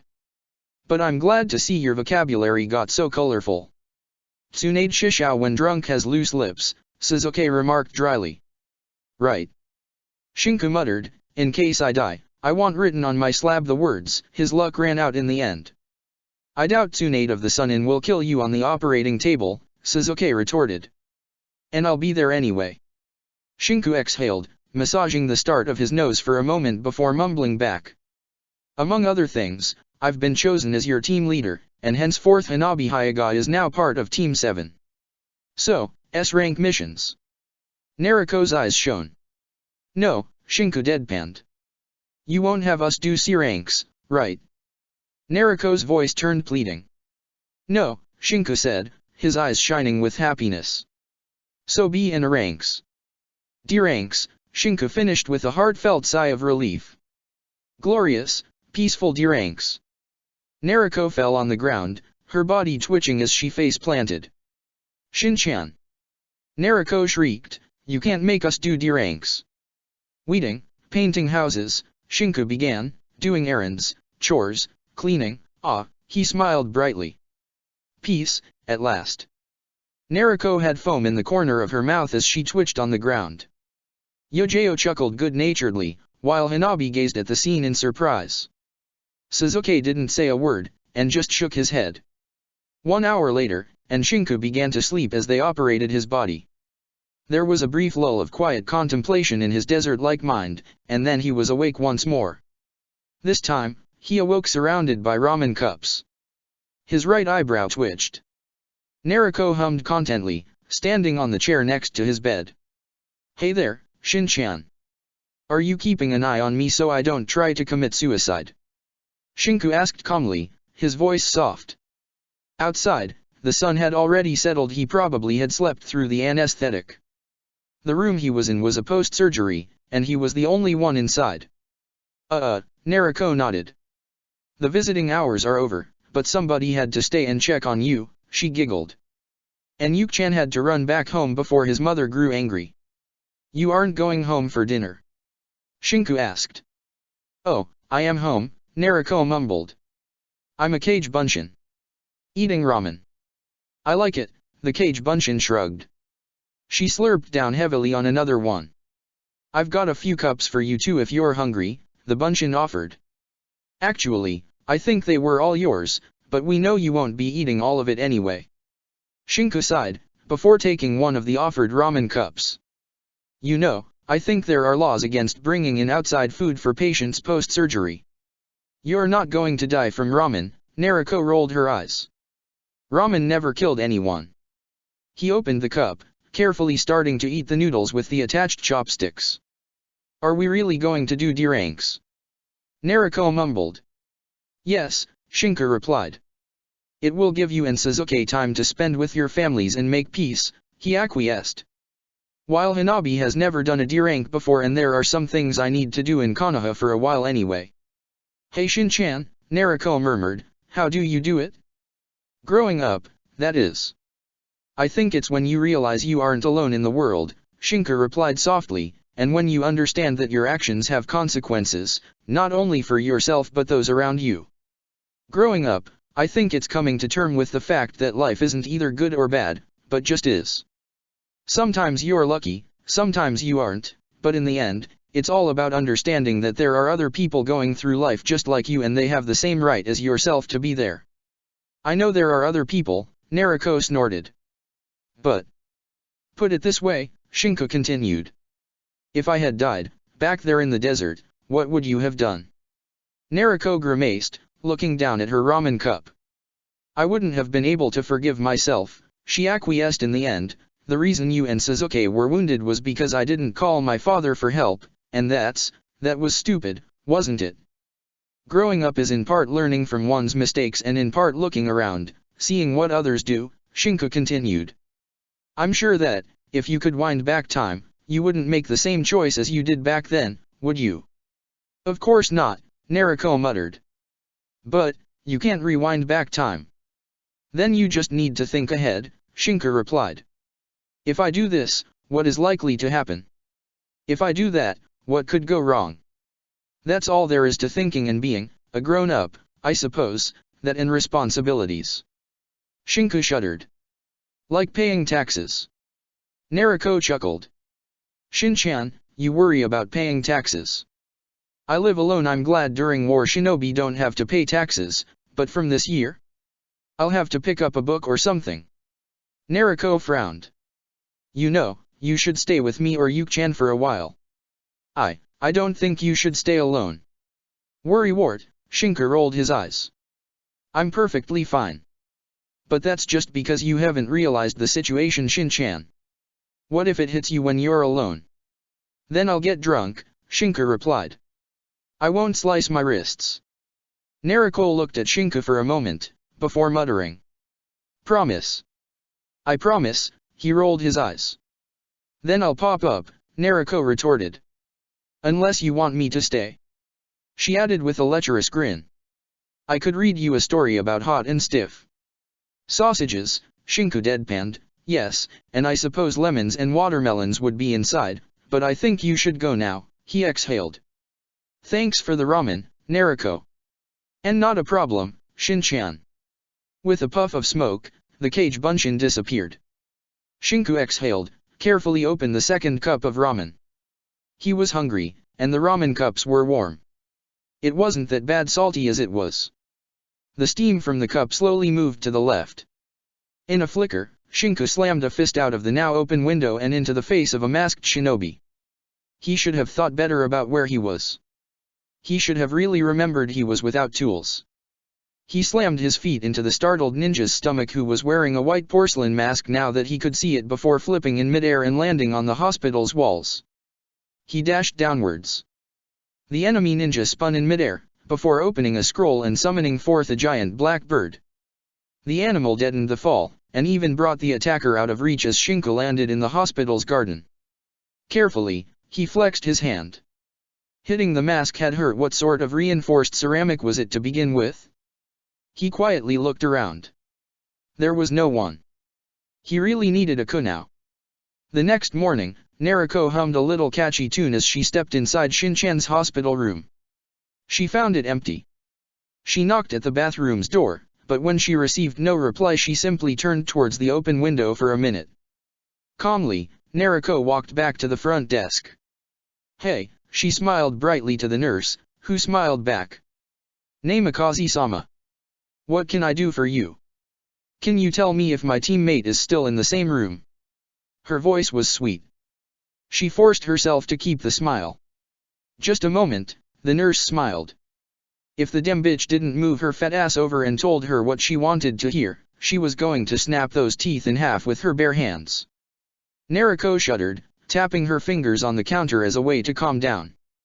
The after effects of using the Kyuubi's chakra were always like this. She just had to calm down and take deep breaths. As long as she didn't get too angry, everything was fine. With time, the impulses would go away.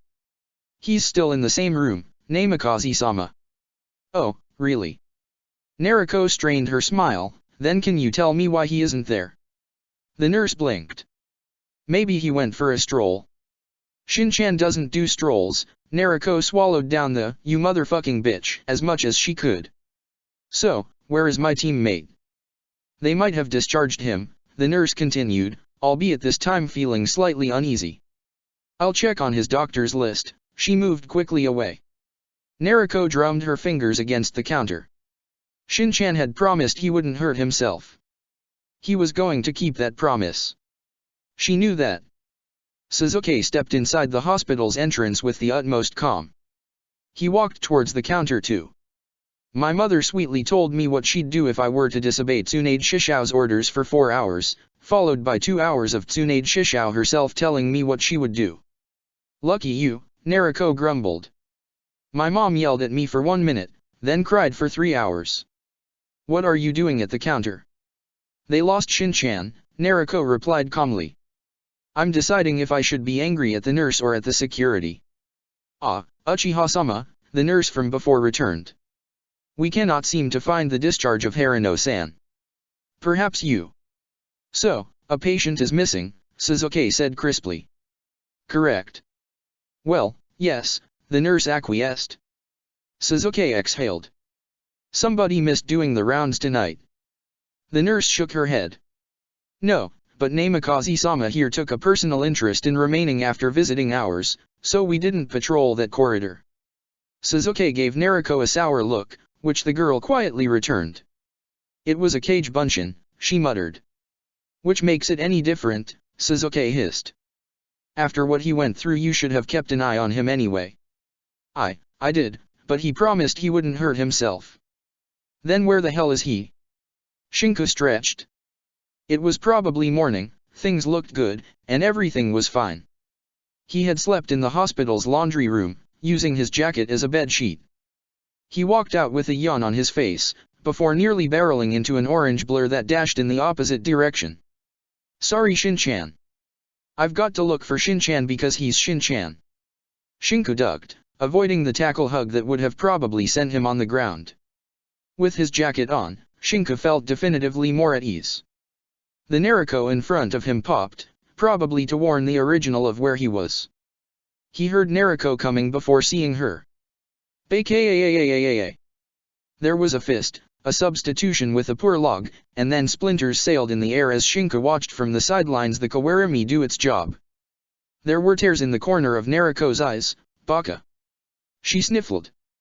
What are you doing down here, Shin-chan?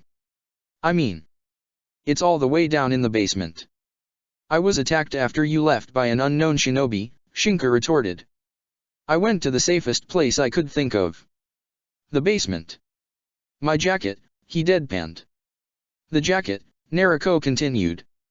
Really? The enemy left in the direction of the village.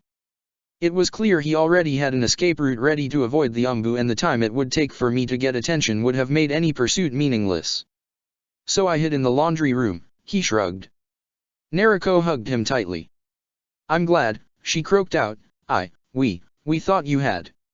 She sniffled, before letting go and wiping her tears away. All right, she snarled next. Who's the bastard? She cracked her knuckles. Nobody messes with my friends. You have anything on him, Shin-chan? No, he shook his head. Only that he summons birds and has a blank mask on his face. He opened and closed his hand. It was a reinforced mask, probably steel or tempered ceramic Umbu equipment. Suzuki arrived a moment later, giving him a hard doctor-like glare. I'm planning on putting you up for that colonoscopy right about now, Shinku, he exhaled. Really? You have any idea what it means when a possible suicide-attempting patient disappears? Shinka rolled his eyes. I said I was fine. Saying and being are different things. Sasuke actually snarled that back, before taking another calming breath. Anyway, he muttered, don't tell me you went to get your jacket back from the laundry. I actually did. Shinka replied. Sasuke emitted a strangled sound from his throat. I can't believe this. Being stupid is contagious. He brought both hands up in the air. OHI. Naruko exclaimed, it's not like that. Shin-chan was attacked. The withering glare of Sasuke would have probably torn down a mountain. A scathing interrogation later and Shinka found himself literally carried back into another bed. I want a 24-hour watch, he could hear Sasuke bark the orders at some Uchiha police officers. If anyone just as much manages to step inside and isn't triple-checked, you'd better have another job waiting for you, understood? Shinka winced. Isn't that exaggerating a bit? Nah, Naruko, one of the 24 Naruko Cage Bunshin replied. Whoever tried this shit just started a war with us, and I told you, Shin-chan. Her eyes flashed crimson for a moment. Nobody messes with my friends. You realize I still have to return home after I'm free to go, right? Out of the question, Sasuke said sharply. You'll stay in the Uchiha compound for the time being. Shinka tried to open his mouth, but Sasuke had apparently mastered the "you even try to say no and I will personally use my words to flail you alive" gaze, because he closed his mouth immediately and nodded as quickly as he could. On one side, he supposed he couldn't have better friends. On the other, he really didn't need to be mothered like this. He was Numbu, he could perfectly safeguard himself no matter where he was. All he had to remember was to keep his jacket on all the time. Really, his teammates were overreacting. He wasn't an infirm. I can walk out of here on my feet, Shinku deadpanned, after the checkout told him what he already knew, that he could leave and a nurse came in with a wheelchair. He finally had his clothes back, but the jacket's bent shape was definitively problematic. He'd have to see Muramus-san about that. He wondered if his shop still stood. Sasuke and Naruko flanked him the moment he left the hospital. Nobody is going to attack me in the middle of the day, Shinku muttered. We're in Konoha, you know. Still, Naruko crossed her arms over her chest. What are we going to do if they harm our Shin-chan Taiko? Wait, should I call you Taiko-chan now? Or maybe Tai-chan? Shin-chan is fine, Shinku grumbled out. I pity whoever did this, he's probably being hounded by what, a small army? Naruko just grinned. Oh Shin-chan, you have no idea. Danzo thrummed his fingers on the desk. He had told his operative not to strike. He knew his operative hadn't struck. Sai hadn't left the root barracks, but then someone else had. To further worry him, that someone had the same techniques as Sai, meaning it had to be someone he had taught them to. The list dwindled down to literally no one, unless he also counted the dead. But if he counted the dead, there was one possibility, of course. It was utterly impossible the boy had died of an incurable sickness and his body had been disposed of by his operatives, no less, so there really wasn't a way for him to be alive. That was unless Orochimaru had taken the corpse. If the Sunin had, then it meant Orochimaru played him for a fool. He knew that the Yondaime knew of Root, but it had always been a simple, do the interests of Konoha, and we won't have a problem with one another. He now had a simple choice. Either he explained to the Yondaime that no, it hadn't been one of his operatives, or he didn't. If he did explain, he'd have to explain why, showing his hand. If he didn't, he'd have to let Sai take the blame as a foreign agent, and have him try and fail. That could potentially jumpstart a war. The most optimal solution would be Kirigakure. They had islands that once belonged to Uzashigakure and that hadn't been given back, but first, he needed a reason. A reason for Kiri to try to retaliate on Konoha. Danzo's lips twitched upwards. He had just the thing. He just needed a businessperson to die, after all. Chapter 59, Everyone lives in their personal madness.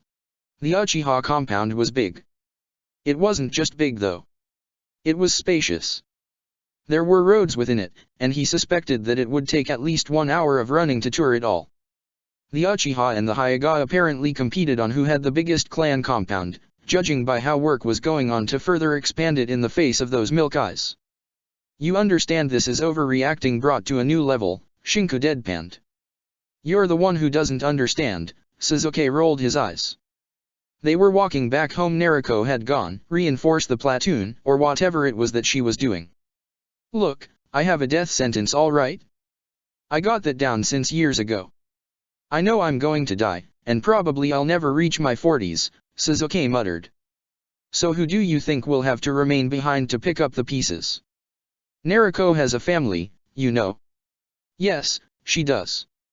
What she doesn't have and is severely lacking in are friends. It takes her months to decide if someone is trustworthy, and when she does, you know how much of a pull you could have on her. I'm not going to. I know. That's why you're a good friend.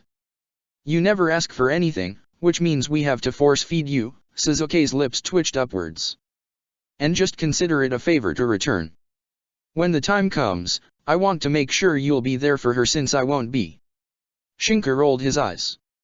You're melodramatic. I'm sure they'll find a cure. Shifting through Orochimaru's research.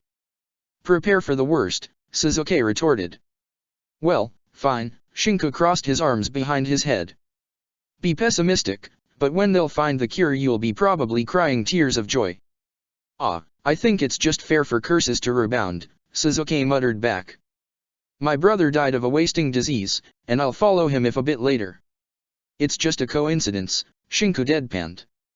Curses don't exist. Neither do demons, do they? Hey, I didn't choose my nickname. Really, Demon of Paddy Fields, Sasuke snorted. If I had to get a nickname, it would be something cool like, the Dark Reaper, or, the Bloody Hellspawn. 9 to 10, your nickname will be Duck Butt or the Broody if Naruko has any way to give you one.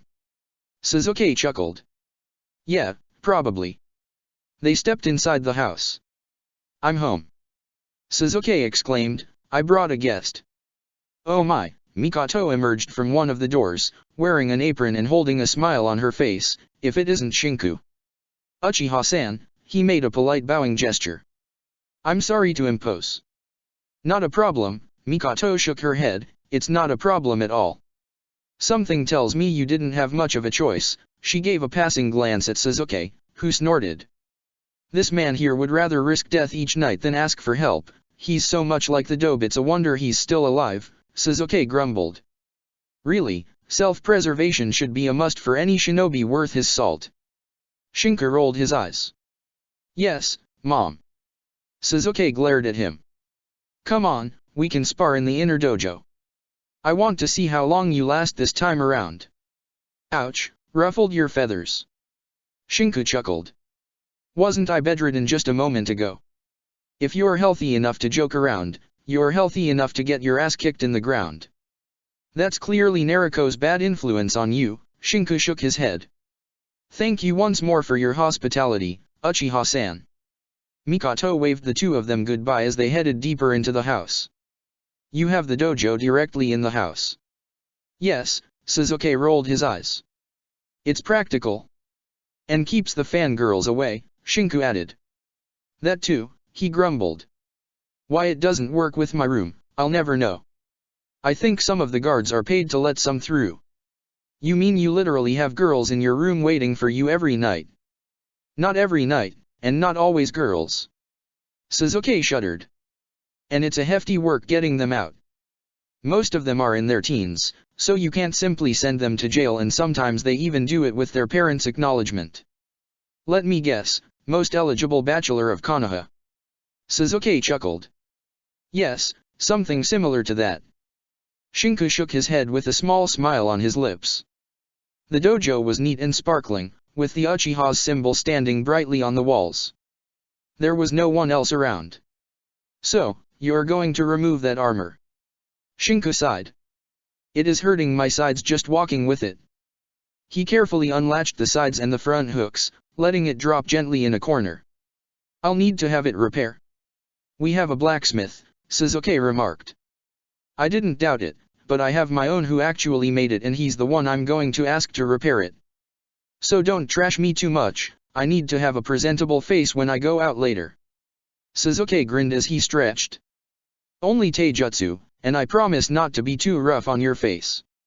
Well, then I suppose we will agree not to hurt your self-esteem too much, Shinku retorted quietly, his eyes narrowing down. Let's say, I last 1 minute. Want to wager something on not lasting even half?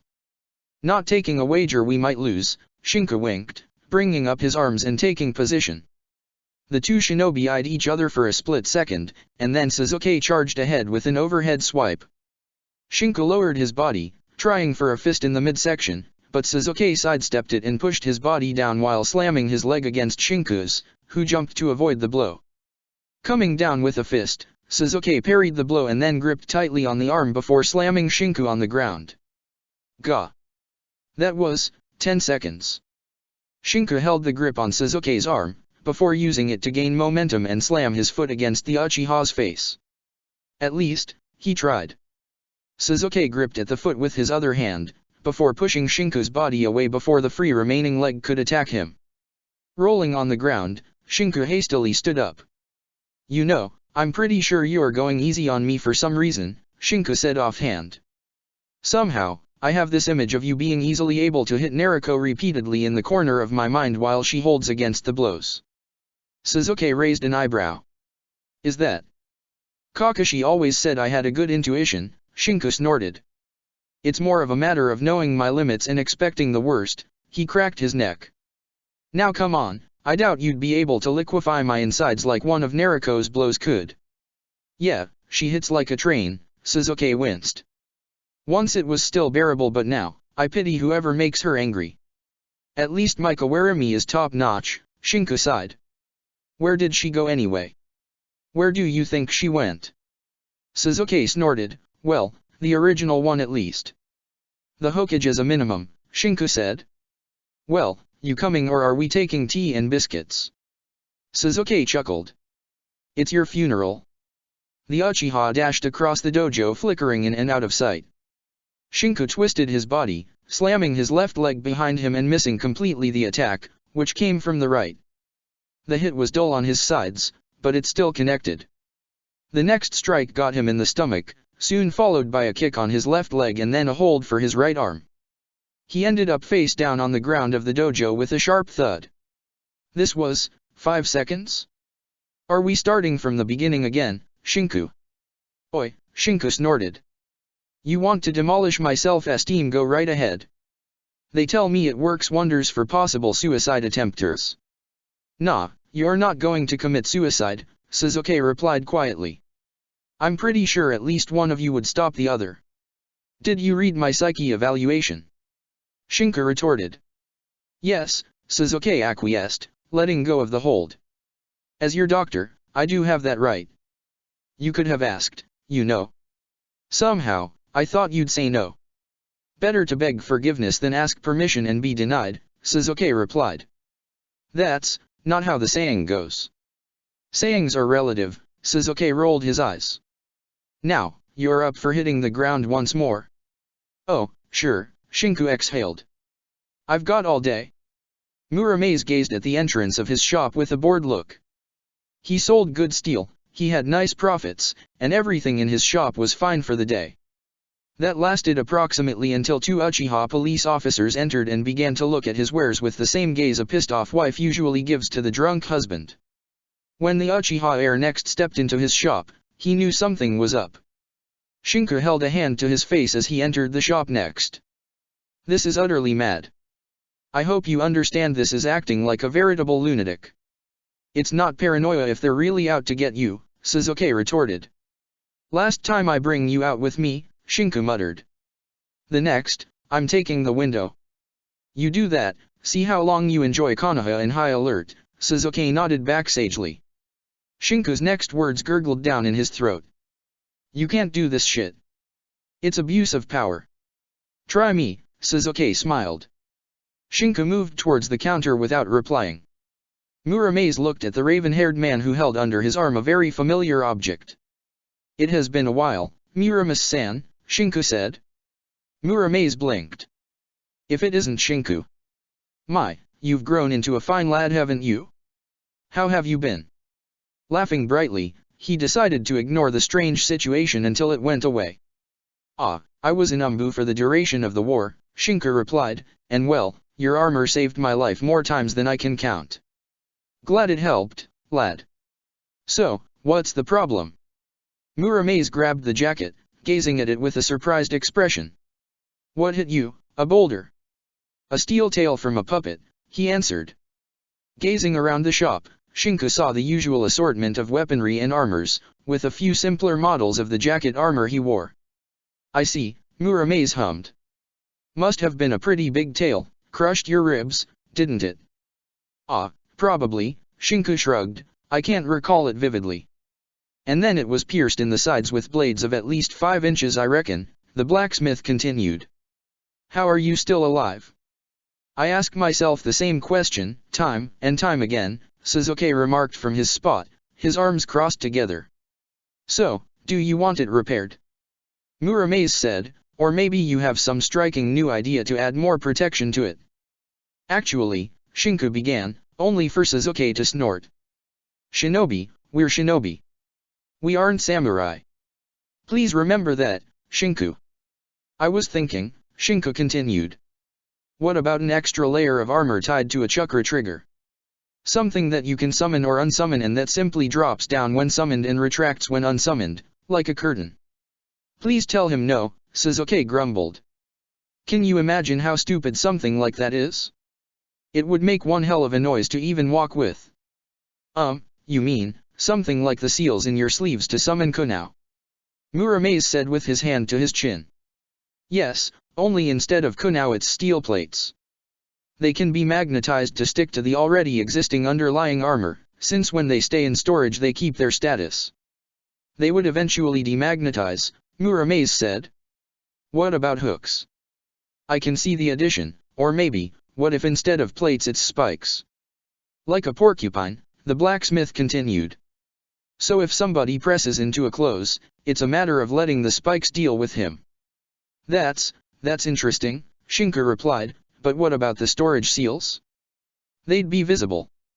Not if it's a single linked seal, Muramaze sighed. But unfortunately I can just make simple chakra triggers. I don't have the skills to make some sort of unified storage seal linked to each of them. I'd have to outsource the sealing. Sasuke snorted. If you really want to continue this madness of wearing more and more armor, the Uchiha sighed in resignation, then don't worry about the seals. Naruko's pretty much capable of doing them and she will do them for you free of charge if you simply ask. No, she won't take offense from it, and yes, she will be offended if you try to pay her for doing it, and yes, once more, you can offer her ramen as appropriate form of repayment. Shinku closed his mouth. He hadn't even talked. You're so easy to read, Sasuke rolled his eyes.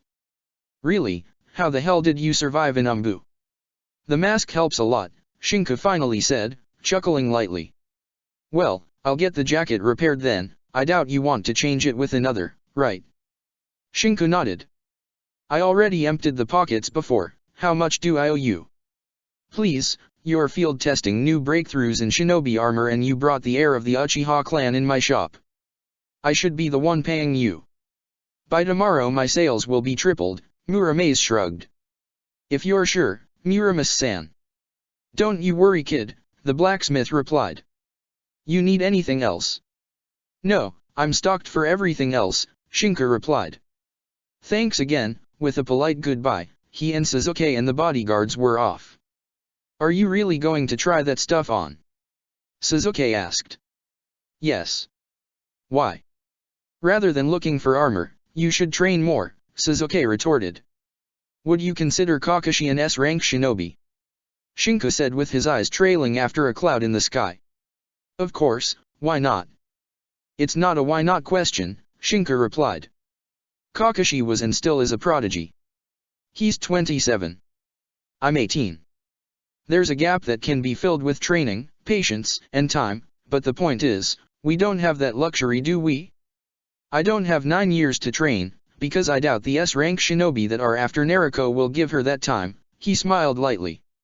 So yes, the armor is bulky, it's noisy, it's not at all like a shinobi, but it kept me safe in the forest of death, it kept me alive in the war, and it kept me standing against Sasori. I need all the help I can get, Sasuke, and armor is nothing to scoff about. Shinku hummed. Anything else you want to say? A highly trained shinobi can simply hit you in the head, Shinku. Mobility is required to be a successful shinobi, that's why armor went out of use with time. I know that, Shinku replied, a grimace on his face, but everyone has his safety blanket. Kakashi once asked me what I had to fall back to when shit hit the fan. He crossed his arms over his chest. My armor is my backup. Sasuke gazed at the road ahead of them, exhaling. I still say it's a stupid thing to fall back to. That's your opinion. With a shrug, Shinku continued to walk in silence. Without his jacket, wearing only a black shirt and a pair of cargo pants, Shinku passed by the Yamanaka's flower shop. Sasuke looked warily from the shop to Shinku. You're going for a mind checkup? No, just buying some flowers, Shinku grumbled, stepping inside, while Sasuke remained outside. I'll wait out here, he remarked. Shinku closed the door behind him and smiled to himself. Ino watched the nutcase in Sasuke's team enter through the door and frowned. There wasn't a visit planned for that specific day.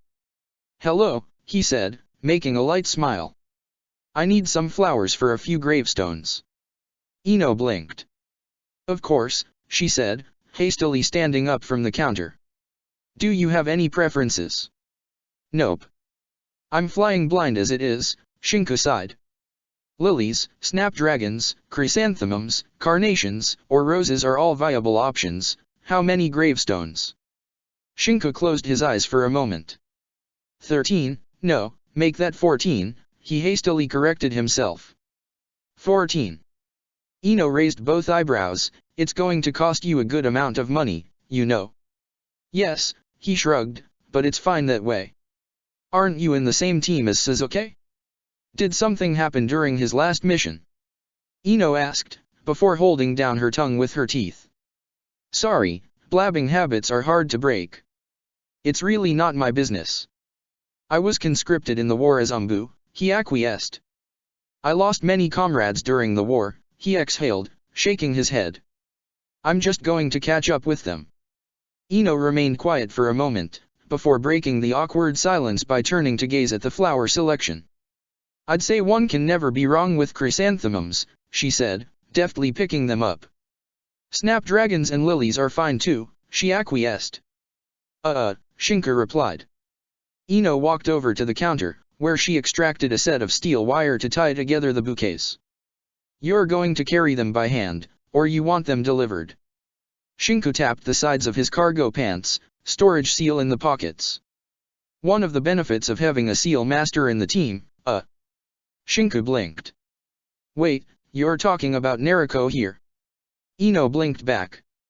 Of course, everyone knows she's practically going to take over Jiraiya's spot as seal master of Konoha anyway. Her mother's Nuzumaki, her father's Hiraishin requires Fuinjutsu. She grew up in seals since she was born.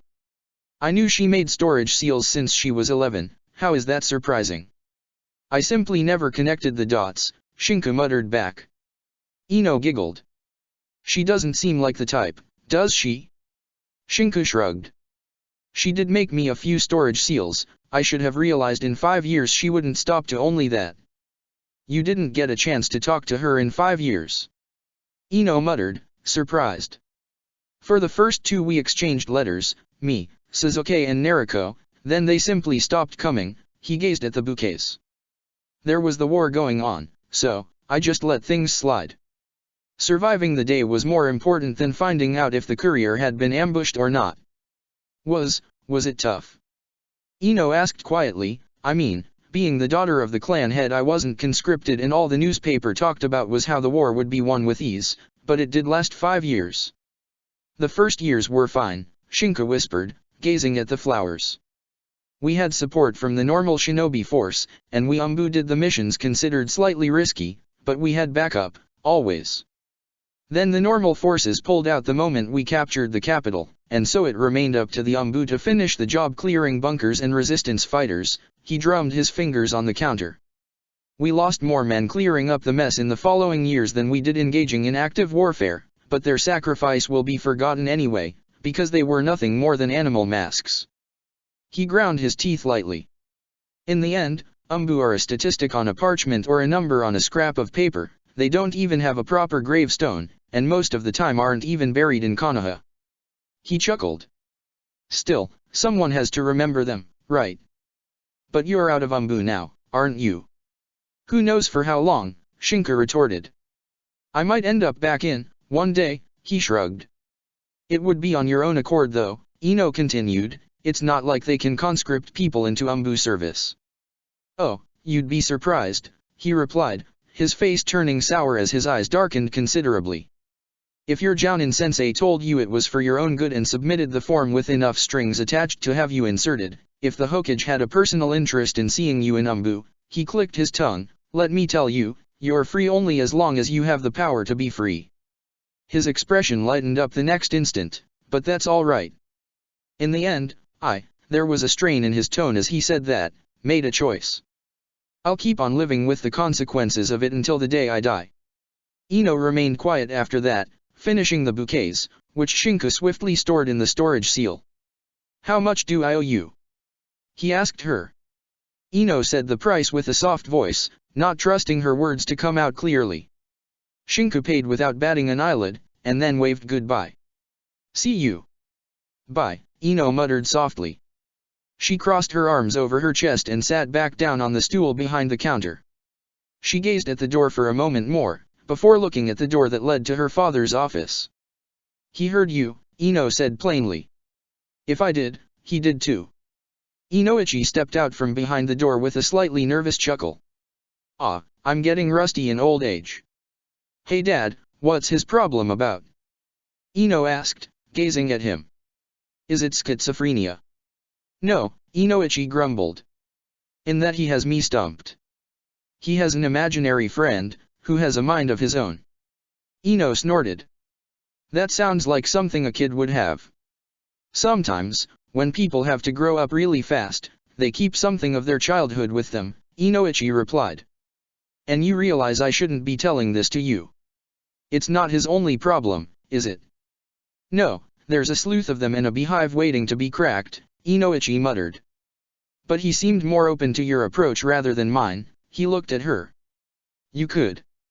No, Ino shook her head, grabbing her magazine and starting leisurely to flip through the pages. My no nutcases rule still stands.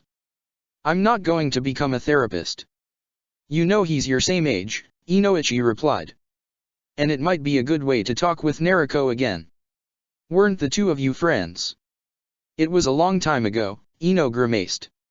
She doesn't give second chances, Dad. Never say never, Inoichi shrugged.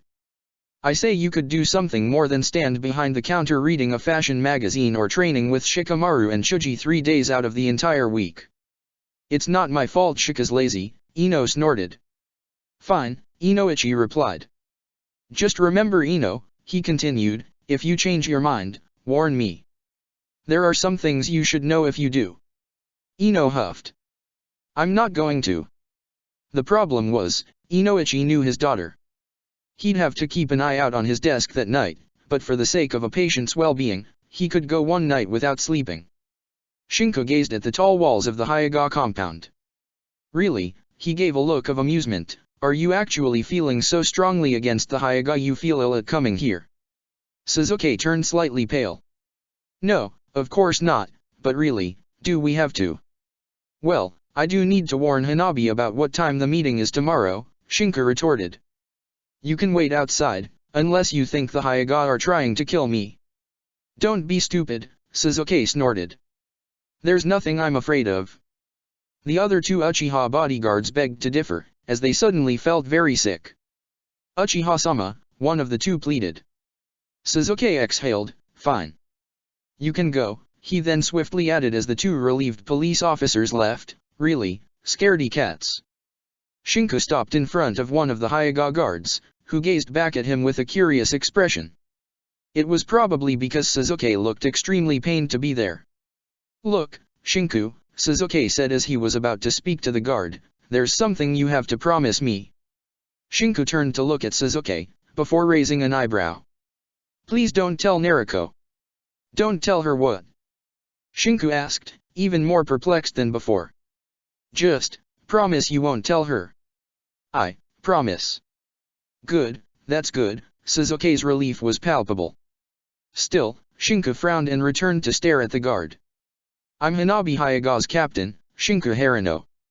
I need to talk to her about the next team's meeting.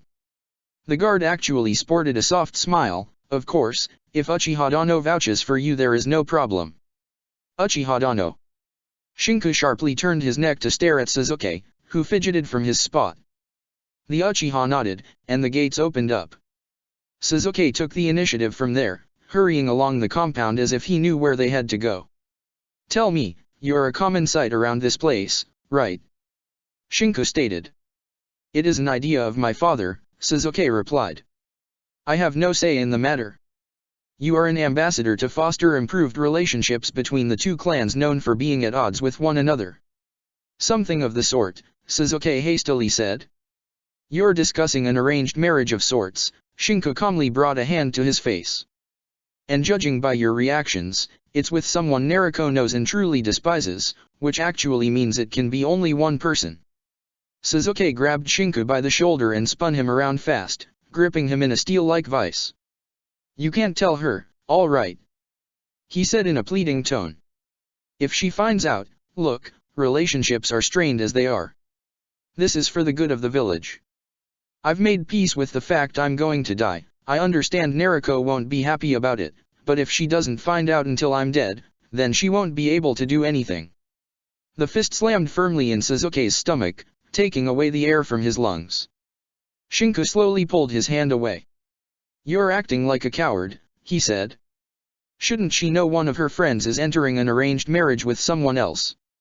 She can know once everything is settled, Suzuki continued, taking a deep breath.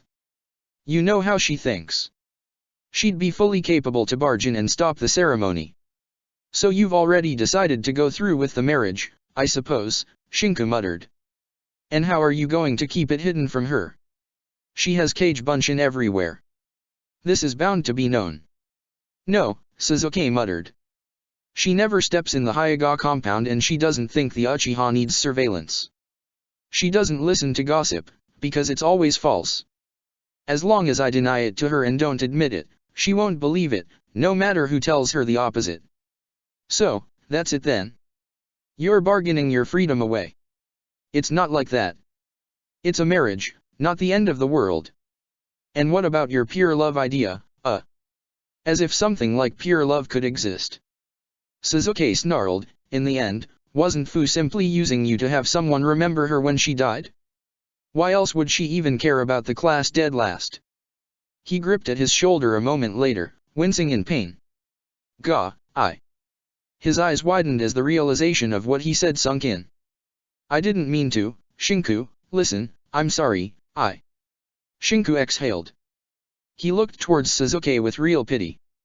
You know, you really should visit Inoichi at least once, he shook his head.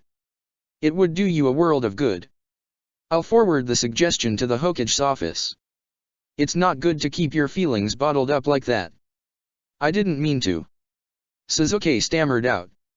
Nah, it's all right, Shinku shrugged. Destroying my self-esteem is something I've got down to an art, your words barely fazed me. Still, I shouldn't have. Tonight I'm going to the cemetery, Shinku replied firmly, I'll be going there alone. Understood. It was the guilt the other party method, but it always worked. Suzuki nodded quickly, exhaling in relief for the defused situation. How do you know where Hanabi's room is anyway? Shinku suddenly asked.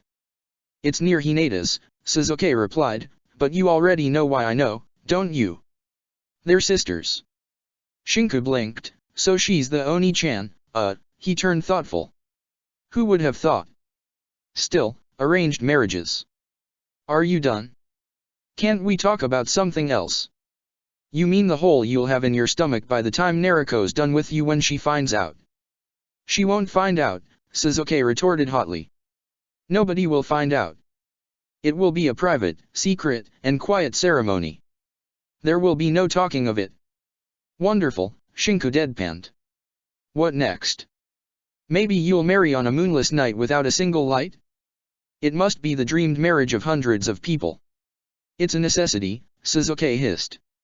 It's been something I knew from the very moment it was proposed. This chance is too important to waste it away. It could do or break Konoha as it is. I know what necessity is, Shinku replied quietly. It's the choice between slicing a child's throat and being discovered by the enemy patrol, he smiled. What you're doing is simply hanging on to some instinct of self-sacrifice because you feel guilty for being alive, and of resignation because you know you're going to die.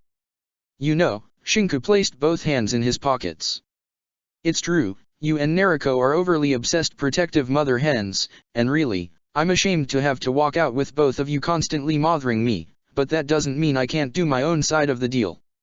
If you do something stupid, I will call you out on it. He smiled.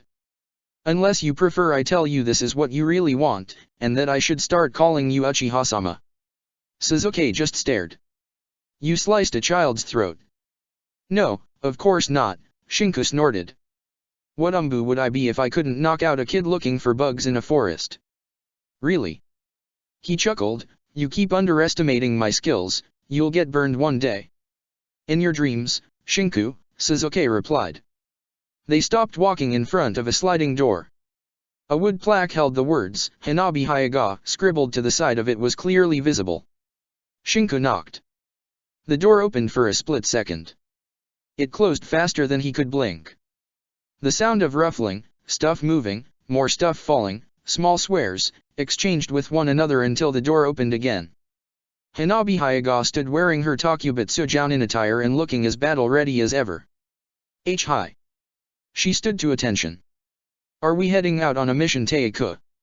Shinku blinked. He inclined his head to the side. I forgot to tell you we're taking our first mission tomorrow at 7 sharp, Hokage Tower.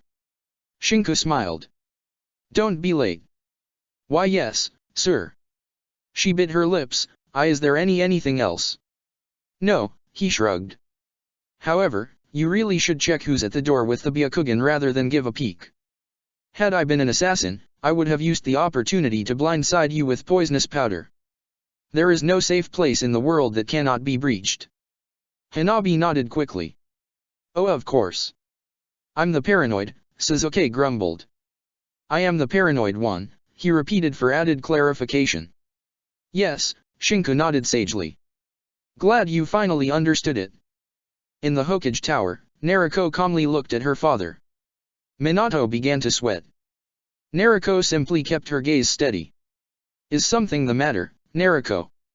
Minato asked with a nervous smile on his lips. Say, Dad, the Hokage is the strongest shinobi in the village, right? Yes, Minato replied. But I'm not ready to let go of my hat just yet. So, if I'm the strongest in the village, then I'll be Hokage without a fault, right? The Jounin must vote on who is to become Hokage, Naruko, Minato continued. How many Jounin are there in Konoha? Naruko inclined her head to the side.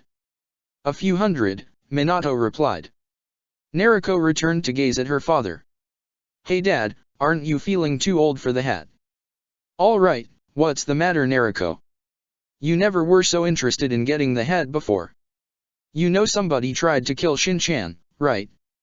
How could I not know? I have a very strongly worded letter from a certain Uchiha who pointed out the hospital's lack of skill in patrolling. Minato flexed his fingers together. How is that connected to the Hokage's hat? You're going to send him away again, aren't you? Again. Minato blinked. I didn't send him away to begin with. I tried to keep him out of danger, I know that Dad, I know, she twitched her lips in a bitter smile. I'm not stupid. How do you know that?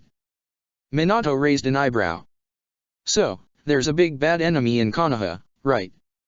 Naruko continued, ignoring her father's question. Naruko. Who is it? She asked. Can you tell me who is it? It's a matter of internal affairs, you shouldn't even know such a thing to begin with. Yeah, she chuckled darkly. I thought you wouldn't tell me. She slowly stood up. I'm done being the little star of Konoha. They want to see me smile, they'd better bring me the head of whoever tried to harm Shin-chan on a silver platter, she clenched her fists. Nobody harms my friends, Dad. They're the only ones I have, she whispered softly. So if you know who did it, please tell me. Minato gazed sadly at Naruko. And then what? I'll solve the problem, one way or another, Naruko continued. That's the reasoning of a two-ryo thug, Naruko. Minato barked out, slamming both fists on the table. Think about the consequences. Dad, Naruko muttered, I thought about them, really. If I don't solve the situation, Shin-chan might die. If I solve the situation, he won't. What's there of difficult to understand?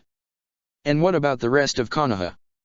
What about the other people you will most certainly involve? Naruko inclined her head to the side, making a small smile. As long as they're not Shin-chan or Yuki-chan, should I really care? That's the first requisite for being Hokage, Naruko. The village must come first.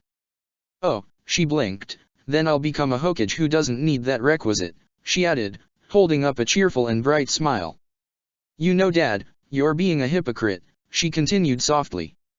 You placed yourself first rather than the village once, 18 years ago, didn't you? Now what? I'm supposed to pay the price for it? I'm supposed to show off how good of a hero I am so the people forget what twisted mess you brought up. Naruko. You could have avoided making Mom pregnant. You could have avoided the seal breaking. You could have avoided the Kyuubi's attack by not having me born. You didn't. You placed yourself before the village, didn't you? For someone you loved, you placed your interests before the village. Yet nobody cares about that now, do they? Minato clenched his fists. You did take some intelligence from my side, your mother wouldn't even make this twisted thinking. I want to know who wants to have Shin-chan killed, Dad, Naruko continued. I want to know and you will tell me, or I will find out on my own even if I have to ask everyone else. You're a shinobi of Konoha, and I order you to. I'm Naruko Namikaze Itabiya. Naruko screamed back, bringing up her right fist, and nobody messes with my friends. Minato winced at the volume of the yell. We'll talk more about this at home, Naruko, he said firmly. No, we're done talking, Naruko retorted. If you have the right to be selfish, then I want that right too, she stood up and turned to leave. I can act like a grown-up if I want, she continued quietly. And I'm 18 anyway, time I go live on my own. NAR and she left in a flash. Minato brought both hands to his hair and exhaled, looking up at the ceiling of his office. Naruko had the same type of anger that Kushina had. Either he appeased it or it would just keep on boiling. However, he couldn't let Naruko handle it. How could she handle something like not knowing who in Konoha could be trusted? She could kill an enemy, but she couldn't differentiate. If he told her that some Umbu were probably turncoats, she might just decide to nip it in the bud and kill them all. If he said something about Danzo, she probably would rather kill him than try to strike a deal. This wasn't a job for children. It was a job for adults. He had to swallow the bitter pill and move on. He had acted on his needs once, and the price had been the death of the Sandaime and a toll higher than anything before. He wouldn't let such sacrifice be in vain. He would rather die himself, than let Konoha suffer through another ordeal like that one. The sun slowly died out as the paper lamps turned on through the streets of Konoha, the colorful nightlife of the village coming out as Shinka hummed his way past a few dirty streets and towards the cemetery. He reached for the monument to the fallen, where still flowers and incense lingered freshly. The war and the toll paid still stood clearly etched in the minds of the villagers. He carefully dropped the first bouquet of flowers. Bear, he mumbled. You're a stupid imbecile. You told me time and time again to keep my body low, and you couldn't do the same in the end, idiot. He dropped the second. Crane, next time around, run faster, he chuckled bitterly. Stop praising your speed and train more. The third fell like a heavy brick. Cat, trying to get in the pants of everyone does make you a whore, no matter how much you say you're doing it because you like it, he chuckled. The fourth, the fifth, and the sixth lightly fell. Baku, dog, and wolf, 3 shitheads I hope I'll never see again, but you did bring me out of my funk. The 7th, the 8th, and the 9th were easy once more. Dragon, crane, and cat, you really should have kept your lucky charms, he exhaled gazing at the sky. The last ones were the most difficult. The 10th stood upright. Because you should always look around, Baku, really, trying to save a kid destined to die anyway. He got down on his knees as he carefully deposited the 11th. Dog, you should have learned to duck, roll and not follow protocol, he exhaled. Cat, run faster dammit. I already told the other one, but you need to train more, you can't be the fastest if someone keeps catching you. The 12th fell with those words. He stood up from the monument. The last 2 bouquets, he could hold in his hands as he walked. The civilian cemetery was nearby, and as he began to move through the rows of tombs, he kept looking ahead. The name Harano popped up once or twice, but it was always the wrong one really. How many Harano were there to begin with? Finally, he found the right tomb. There were some flowers, if a bit old, laid there. He gently placed the bouquet next to them. Hey Dad, he said softly. I made Jounin, see? I've been a tough, kick-ass umbu for 5 years now, he chuckled. I'm awesome, if I can say so myself, he gazed at the stone. There was the usual, beloved husband and father, line, the date of birth and death and nothing else. I even stopped crying for every tiny little thing, you know? I mean, sure, sometimes dust goes in the eyes and whatnot, but for the rest, I'm fine. He chuckled again. It's been 5 years, Dad, he mumbled. I didn't even see you getting interred, he acquiesced. I didn't see a lot of things happen, but I saw others. There's a lot I learned and now I'm even teaching. Am I qualified to begin with? I'm responsible for others. Well, they are practically immortal no matter how much you look at it, but they are my responsibility. He gently stood up straight. It would be a pity to ruin the cemetery, he said. How about we take this to the training ground, Assassin-san? You sensed my presence. The voice asked quietly. No, Shinku chuckled. But I asked to the empty air and someone replied. It's not paranoia if they're really out to get you. He moved towards the exit of the cemetery. You're of Konoha, right? The soft patter of footsteps reached his ears. He twisted his body and palmed the kunao in his sleeve as fast as he could. Kunao met kunao. The white porcelain mask of the assassin gazed at him lifelessly. You know my teammate is probably minutes away. He won't simply leave me alone at night no matter how much I can guilt-trip him. I will make this quick. The assassin overextended, but Shinku didn't rise to the bait. He parried, twisting his body and letting the blade come closer before gripping with his left hand at the shinobi's wrist. You're not going anywhere, Shinku said crisply. I don't need to. The assassin dropped the kunao he was holding, making Shinku's eyes widen as the other hand held tightly onto his wrist. Shinku stabbed at the man straight in the stomach, repeatedly slicing at his chest and arm, but nothing happened. No blood gushed out. There wasn't the scent of anything. It was like hitting a sack of ashes. This wasn't a genjutsu. Unless the enemy was an Uchiha, he hadn't seen him cast anything. There just wasn't a way. Ink letters spread across the assassin's body, glowing softly as they formed explosive seals all over his chest. They glowed brightly.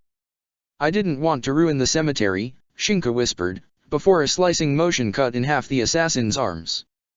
He flickered away moments before the explosion resounded in the air.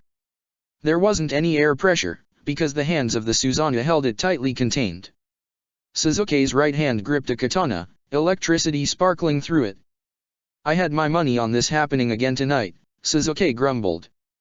But this is over now. The moment the Susanoo dispersed, the limbs that still held on to Shinku's body disappeared in a cloud of ashes, that reformed. The ashes reformed the body right in front of Sasuke's eyes. Impossible, the Uchiha muttered. This is... Shinku dashed as fast as he could to tackle Sasuke, pushing him aside as the enemy's tanto came close to slicing through the Uchiha's face. The explosion had shattered the mask, leaving behind a perfectly smooth and expressionless face. In the dark of the night, small nicks and veins were visible of a darker color on the pale skin. What are you? Shinku muttered. A lingering wraith from the past, the boy of barely 15 spoke crisply. I came back to haunt the living and make them repent their sins. He raised his tanto. In order for that to happen, you must die. In your dreams, Sasuke snarled. You won't get out of this. Nifty trick or whatever it is that you used, you won't be able to fool the Sherinon twice. I don't need to fool it, the assassin said plainly. Then he quieted. It was as if somebody had pulled the strings on a marionette. The body jerked for a moment, before completely turning into ashes and leaving behind a corpse in the ground. Sasuke and Shinku stared at one another in surprise, their thoughts strangely the same. What had just happened? Chapter 60, Inwito Veritas. Shinku's arms crossed behind his head as he gazed at the ceiling of the guest room. His crimson eyes closed, the smell of the lilies and the chrysanthemums of the last bouquet he hadn't delivered lingered in his nose. He had sealed that for later. There was a bed desk and a small window, while a drawer and a large dresser stood on the opposite side of the room. He exhaled, letting his breathing even out. The sound of the creaking wood reached his ears. It was creaky on purpose from what Sasuke had told him. If someone walked normally on a creaking hallway, it meant whoever it was were simply going to the bathroom or to get a midnight snack, otherwise it meant trouble. The creaking stopped near his room, and the door slid open. He blearily opened one eye. Nariko made a smug grin as she plopped down on the side of his bed. "What are you doing?" he asked, raising both eyebrows. "Keeping watch," she snorted back. "Or maybe I'm a wet dream." "Oh Shin-chan," she whispered sultrily, "I want your hot rod." "Inner would probably have a field day kicking your ass," Shinku muttered, "but since he isn't here, it means this is reality and you're actually making dirty jokes in the middle of the night." He remained quiet for a heartbeat, while sitting at the side of my bed. "Don't worry Shin-chan," she grinned, "with me around there's no one who'd dare try to attack you." "You mean I can't defend myself?" "Nah, I mean you can sleep. I'll keep watch, so you can sleep instead of just keeping your eyes closed." He half closed his eyes and sighed. "Really?" "Yep, Kakashi and I told me it's how Umbu sleep, right? One always stays awake while the other sleeps. If you try anything funny," he mumbled, "I'll kick you out of the room." She brought her right hand up to her heart. "I promise, no funny business, you can sleep at ease." If you promised, fine." He yawned, before closing his eyes completely and starting to snore softly. It wasn't anything strange. He had slept with Hanabi watching over him and vice versa for months, and frankly, after Kat's attempts at skinship, he wasn't fazed. He probably would never be fazed again. Nariko just smiled at her easy victory. She carefully waited a few more minutes, until Shinku's breath totally evened out and he actually fell asleep. Quietly, she pushed herself down next to him and moved an arm around his chest. Her smile slowly disappeared. Nariko began silently to cry, letting tears roll down her face as she pushed her face against Shinku's shoulder. She couldn't do this with Sasuke. He'd either wake up or simply push her out of the room. Sure, she could explain the situation, but she didn't want to be called stupid. She just wanted to cry on someone else's shoulder, without having to explain. She didn't want to be pitied. If she wasn't strong, who else would be? "Did you know," Shinku whispered softly, "that having two minds means one of us can stay awake while the other sleeps? It's not good for the body, but it helps a lot in case someone wants to play a prank." Nariko's eyes widened as he stilled, sniffling lightly. "Cry as much as you want," Shinku muttered, "it won't change things, but it helps." "I wasn't, well, maybe I was but..." She hiccuped. "It hurts. I said some mean things to Dad and I know they were right but..." "Truth can be mean sometimes," Shinku acquiesced. "It doesn't make it any less right." But what if my parents hate me after what I said?" "What did you say?" Shinku retorted. That Dad was selfish when he had me birthed, but couldn't let me be selfish in trying to save your life. It's not fair. When I was born, the Kyuubi, it broke free from my mother. If I hadn't been born, there wouldn't have been a Kyuubi attack. My birth is the reason everyone in the village suffered so much. My birth is the reason many died and many more cried and kept on crying for years after that." Tears kept on falling down her cheeks, as Shinku's eyes widened in surprise at that revelation. He didn't say anything. He just stared straight ahead at the ceiling, ignoring the soft and warm body pressed against his side. "I don't want to be strong," she muttered. "Why do I have to be the hero of Konoha? I'm a fake." I'm a cheap replacement. Konoha needs you, Naruko. Konoha needs you to be strong, Naruko. I don't want that. I don't want to train until I can't stand just to stand up again and begin once more. It's not, every day I trained was one day I didn't spend outside being me. She sobbed. I saw the world with the Kage Bunshin. It was like being in a glass house, having memories of other people who were me, but that also weren't. I had to be the one strong. Why couldn't the village be the one strong?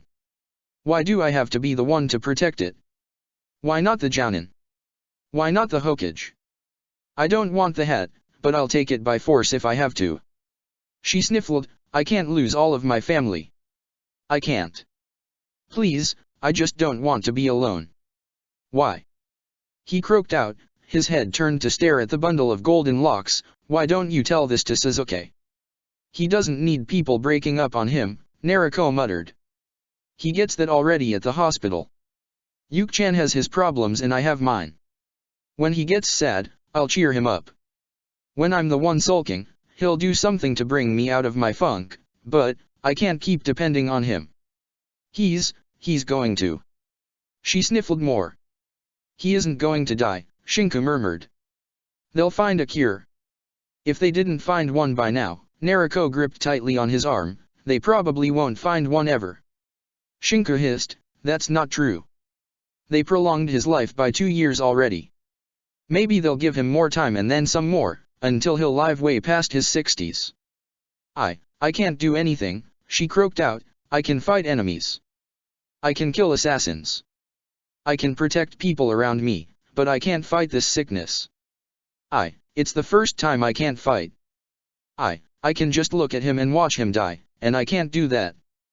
I want to do something, anything, but I can't. You can be there for him, you're already there for him, Shinku whispered back. It's not useless. Dad killed Orochimaru, Naruko muttered. There's really no hope for a cure. I don't know what to do, her hands gripped tightly on his bedclothes, her eyes red and puffy from the tears. Even Bachin said there was little she could do. Was she going to start again? He rolled his eyes. Listen Naruko, he said softly. I'll tell you the same thing 3 shitheads told me once.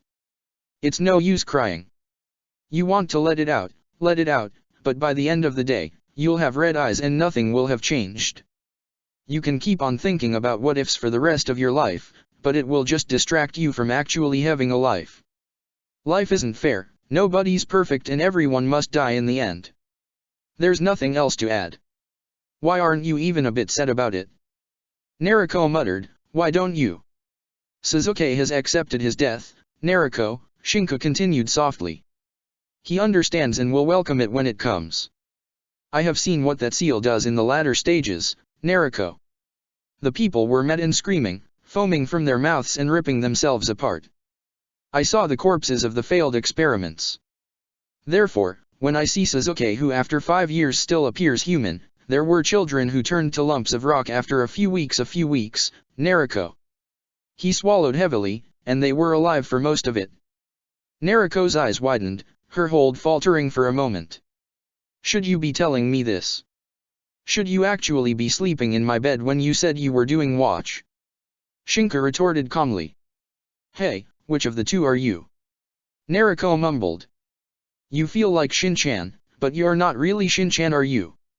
People grow, things murky, Shinku retorted. Like 2 trees, growing side by side, eventually the branches will intertwine. The more the mind grows strong, the more the shock dampens, the crevices become shallow holes, and in the end, we'll probably return to being Shinku. He exhaled, but I am the murder-happy Shin-chan, if you prefer. Outer fell asleep. Can I ask you a question? Naruko muttered. It's a really important one. Shinku raised an eyebrow. Is Shin-chan still a virgin? No, because I can't understand why I've been pressing my breasts against your sides and you aren't even the tiniest bit red or surprised or... Shinku chuckled. You don't really mean this, he rolled his eyes. I know you're teasing. I spent 2 years under constant teasing from someone who was much better than you, Naruko. I am perfectly accustomed to anything you might try, he gazed at the ceiling. And I do not feel the same things. I am here for survival. If a kunao were just about to hit me, and I had to choose between dying or letting you take the kunao, his eyes moved to stare deeply into Naruko's own. I'd let you take it. Naruko blinked. You know I'd actually move by myself to catch it, and a kunao doesn't really kill me, no matter how well they might aim it. Oh, I know, Inner deadpanned. Outer just likes to fidget and refuses to answer. He probably wouldn't, which is why I'm still needed. So, Naruko sultrily said, you'd let little me get hit by a mean kunao. You said 2 seconds ago you'd take it. Oh, Shin-chan, aren't we going a bit too fast? Naruko smirked, shouldn't we use protection? You know, I think I understand why Sasuke hits you in the head, Shinku deadpanned. It is getting more and more enticing, the idea of knocking you out cold. Mine, Naruko pouted, before letting go and turning to give him her back. No copping feels, understood Shin-chan. Why are you even here? Don't you have a room? Shinku grumbled back, giving his own back to her. Naruko just began to snore. He closed his eyes and fell asleep. It was no different from standing back to back in the middle of a damp, moist and hot swamp surrounded by mosquitoes and trying to catch some sleep. If he had slept in a rice field in the middle of the summer with cat half naked cuddling up to him, he could sleep anywhere and with anyone. The next morning, Shinku blearily opened his eyes. Calmly, he stared at the deep dark pools of pitch-black evil that seemed to spin above him. She decided to stand guard, Shinku mouthed. Sasuke rolled his eyes with the death glare on. I'm not glaring at you, Shinku. I'm glaring at her. The moment she wakes up, I want my glare to perfectly freeze her on the spot. Naruko moaned lightly, before stretching. Shinku took the cue to roll out of the bed and flicker into the bathroom. Gah! Naruko half-shrieked as Sasuke's glare scared her to death. Are you trying to kill me, Yuki-chan? There are guards patrolling the compound, the walls, the roads, and you had to stand guard. I knew Shin-chan wouldn't sleep otherwise, Naruko mumbled back sheepishly, you know, it's how Umbu sleep.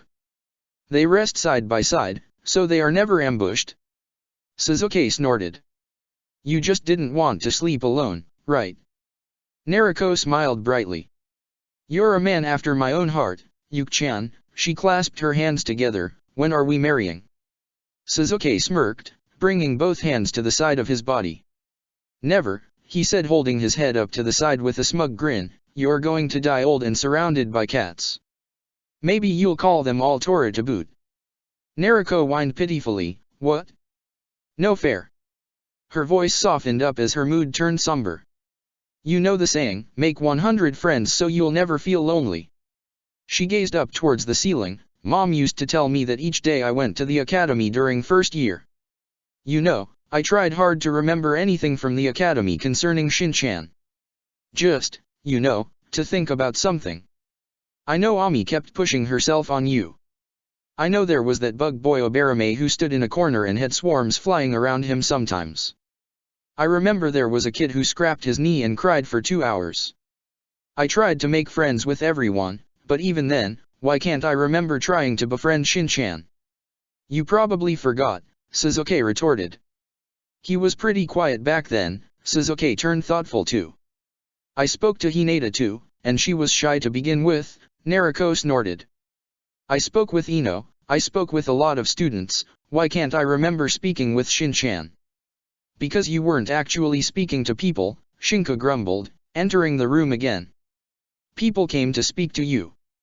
I preferred reading to, having talked with the daughter of the Yondaime, or, oh gosh, I managed to bump into her and she smiled at me saying it was nothing. Shinku chuckled. Well, what are you two doing standing there? We have a mission at 7 o'clock. Hop along, or we'll be late. You preferred reading, Sasuke deadpanned. Shinku blinked. You realize first-year books have pretty pictures to color, right? Sasuke groaned. Why am I trying to make sense with any of you? Why? I ask myself the same question every time, Shinku nodded sagely. Naruko began to giggle. I do too, Yuki-chan, Shin-chan. She stood up. Time to get dressed, want to stay and peek. Shinku smiled brightly. If you're offering. Suzuki gripped Shinku by the tip of the ear, before pulling him outside. I can't believe I have two lecherous perverts in the team. One wasn't enough, no, they had to corrupt the other, oh for the love of. Suzuki kept on grumbling as Shinku simply went along. Breakfast was a fast affair of a few toasts hastily put together with expertise by Suzuki. The Hokage Tower entrance came into view just a couple of minutes later. Shinku landed down at the same time as Suzuki and Nariko, before looking at the nearby clock. There's still a few minutes before 7, he muttered. I half expected Hanabi to be here something like an hour ago, he added with a light chuckle. Nariko's ears twitched. So you did realize she's pinning for you. I'm not dense, but your mind is unsurprisingly one-tracked, Shinku exhaled. I'm merely awesome, so of course people would take me up as their hero, he gave her a thumb up. He's in a good mood today, Suzuki muttered. Did something happen? If I keep on smiling I won't have to go to Inoichi. I hope his place catches on fire before the end of the day, Shinku continued, trying the fakest smile ever. Never mind, Suzuki rolled his eyes. Humming, Nariko looked around. You're getting briefed on the mission together with the rest of us, Suzuki said firmly. No escaping or switching with a Kage Bunshin. Pouting, Nariko stopped looking around for escape routes. She did smile when a few children came closer for an autograph. Suzuki sighed, giving a perplexed look towards Shinku who merely kept an eye on the clock. It soon became 7:30, before a frazzled Hanabi arrived in a hurry. I'm sorry. I didn't. 30 minutes late, Shinku said calmly, is unacceptable. Suzuki was about to open his mouth, when he froze. When was being late acceptable? It was such a small thing, but, it really was nothing worth arguing over, being late or not in Konoha. It won't happen again. Hanabi exclaimed, her tone remorseful. See that it doesn't, Shinku replied quietly. He pushed his hands in his pockets, before walking inside the lobby. They entered the Hokage's office third, after two teams already went by and then left. The Yondaime looked at them enter without saying a word. He inclined his head to the side.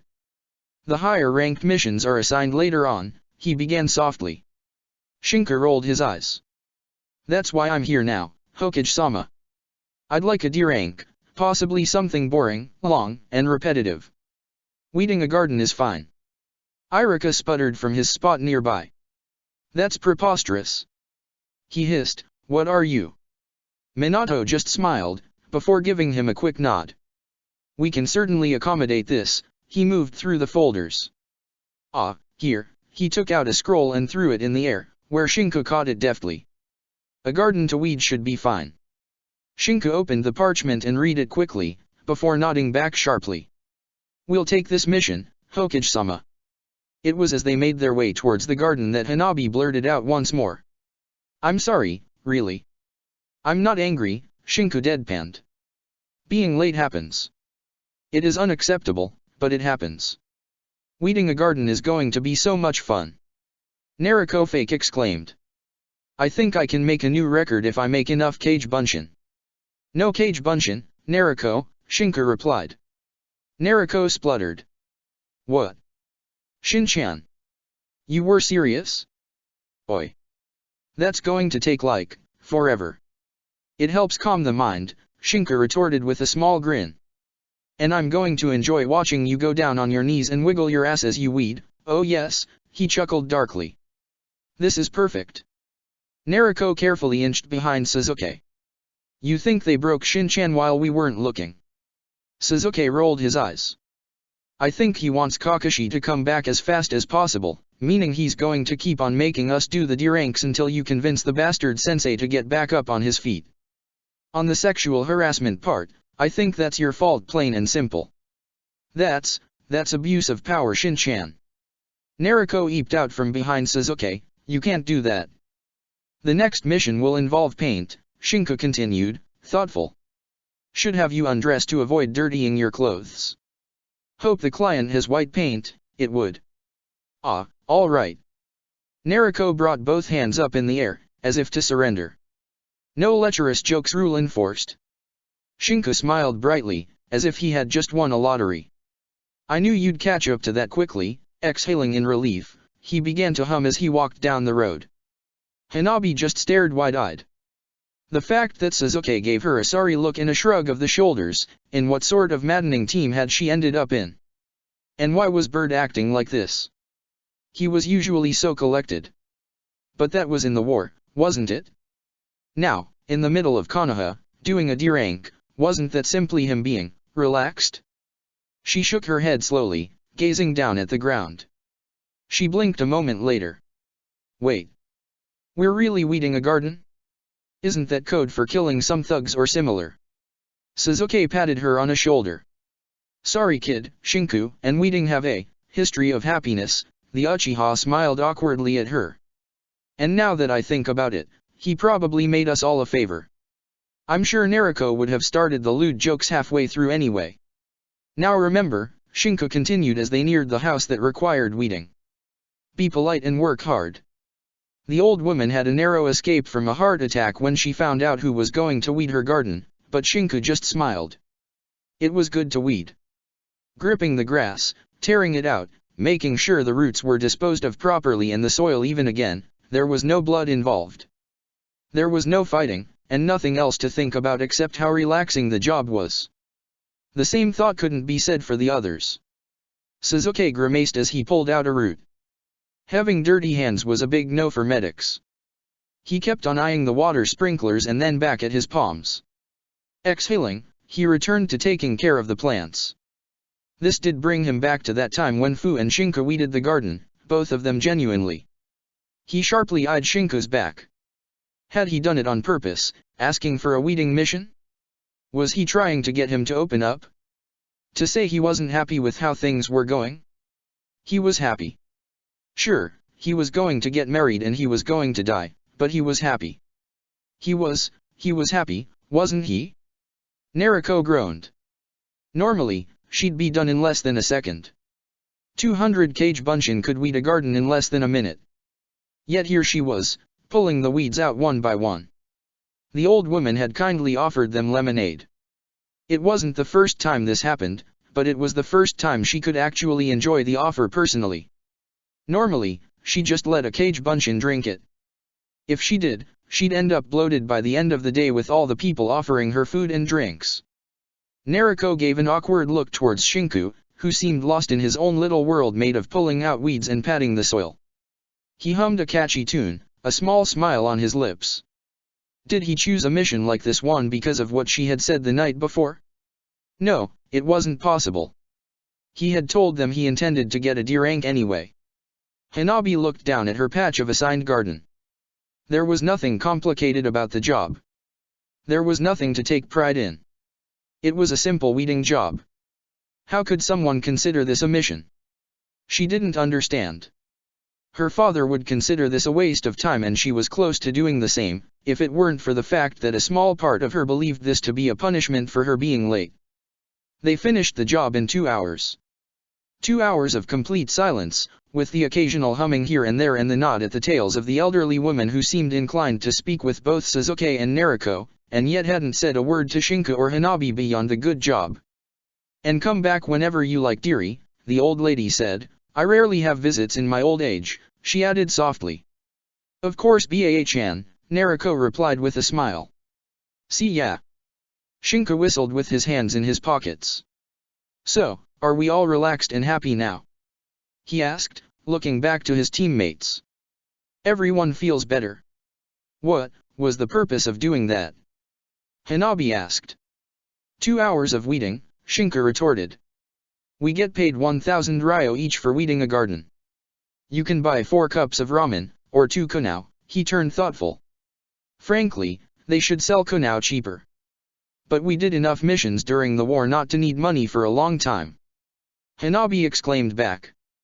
Was this just a mean to waste time? Shinku began to walk backwards, keeping his eyes on Hanabi. That depends.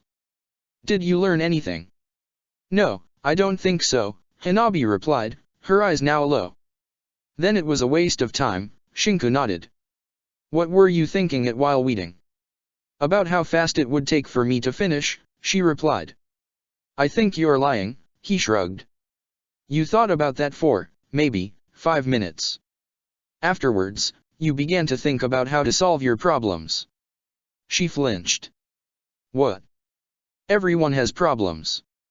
What we lack is the time to think about them.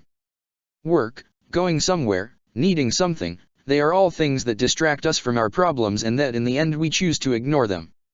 We'd rather laze around or train, for example, than try to think of how to solve a problem that lazes around in our hearts. He turned once more to look ahead. By letting the mind wander to our doubts and fears, we take the time to think on how to solve them. I don't have problems, Hanabi retorted. Shinko looked at her. 15 in Umbu, and somehow, I doubt you wanted to enter. I enrolled of my own will. Kid, I'm not deaf, Shinko snorted.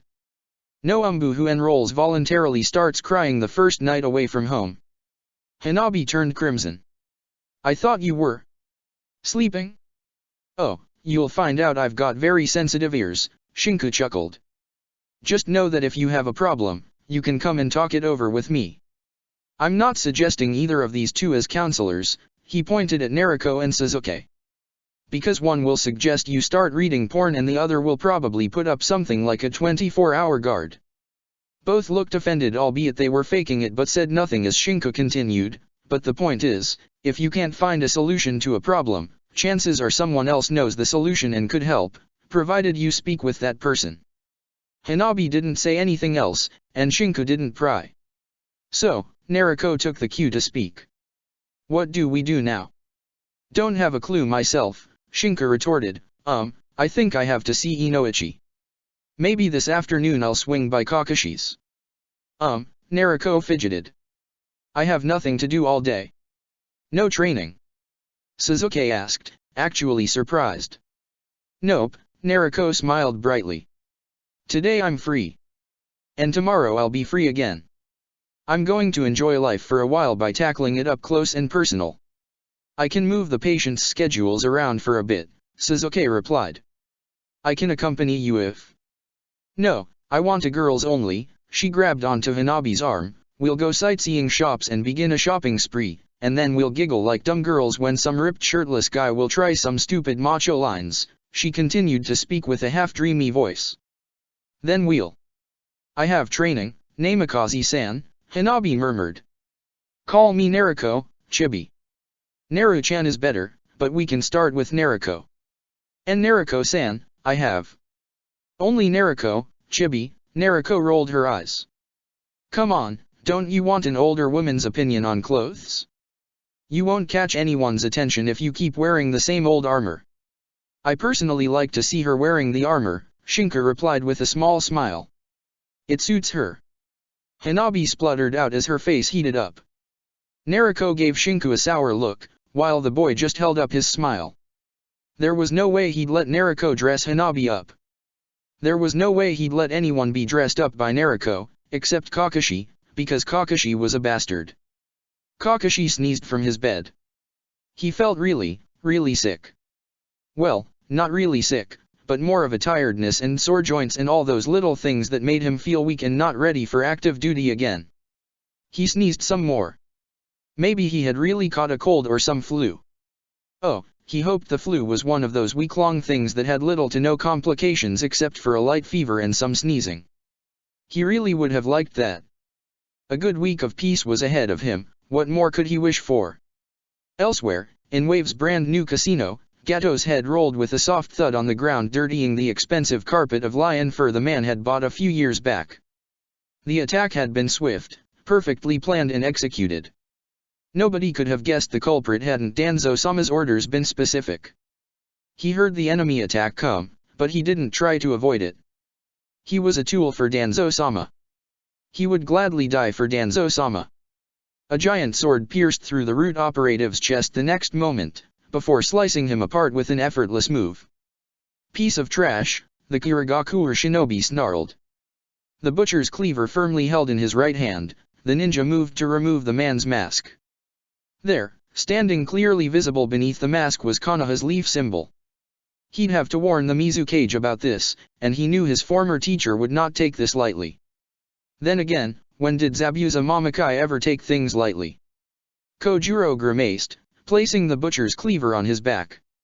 As the Mizukage, Zabuza could not wield any sword of the swordsman of the mist, but that didn't mean anything.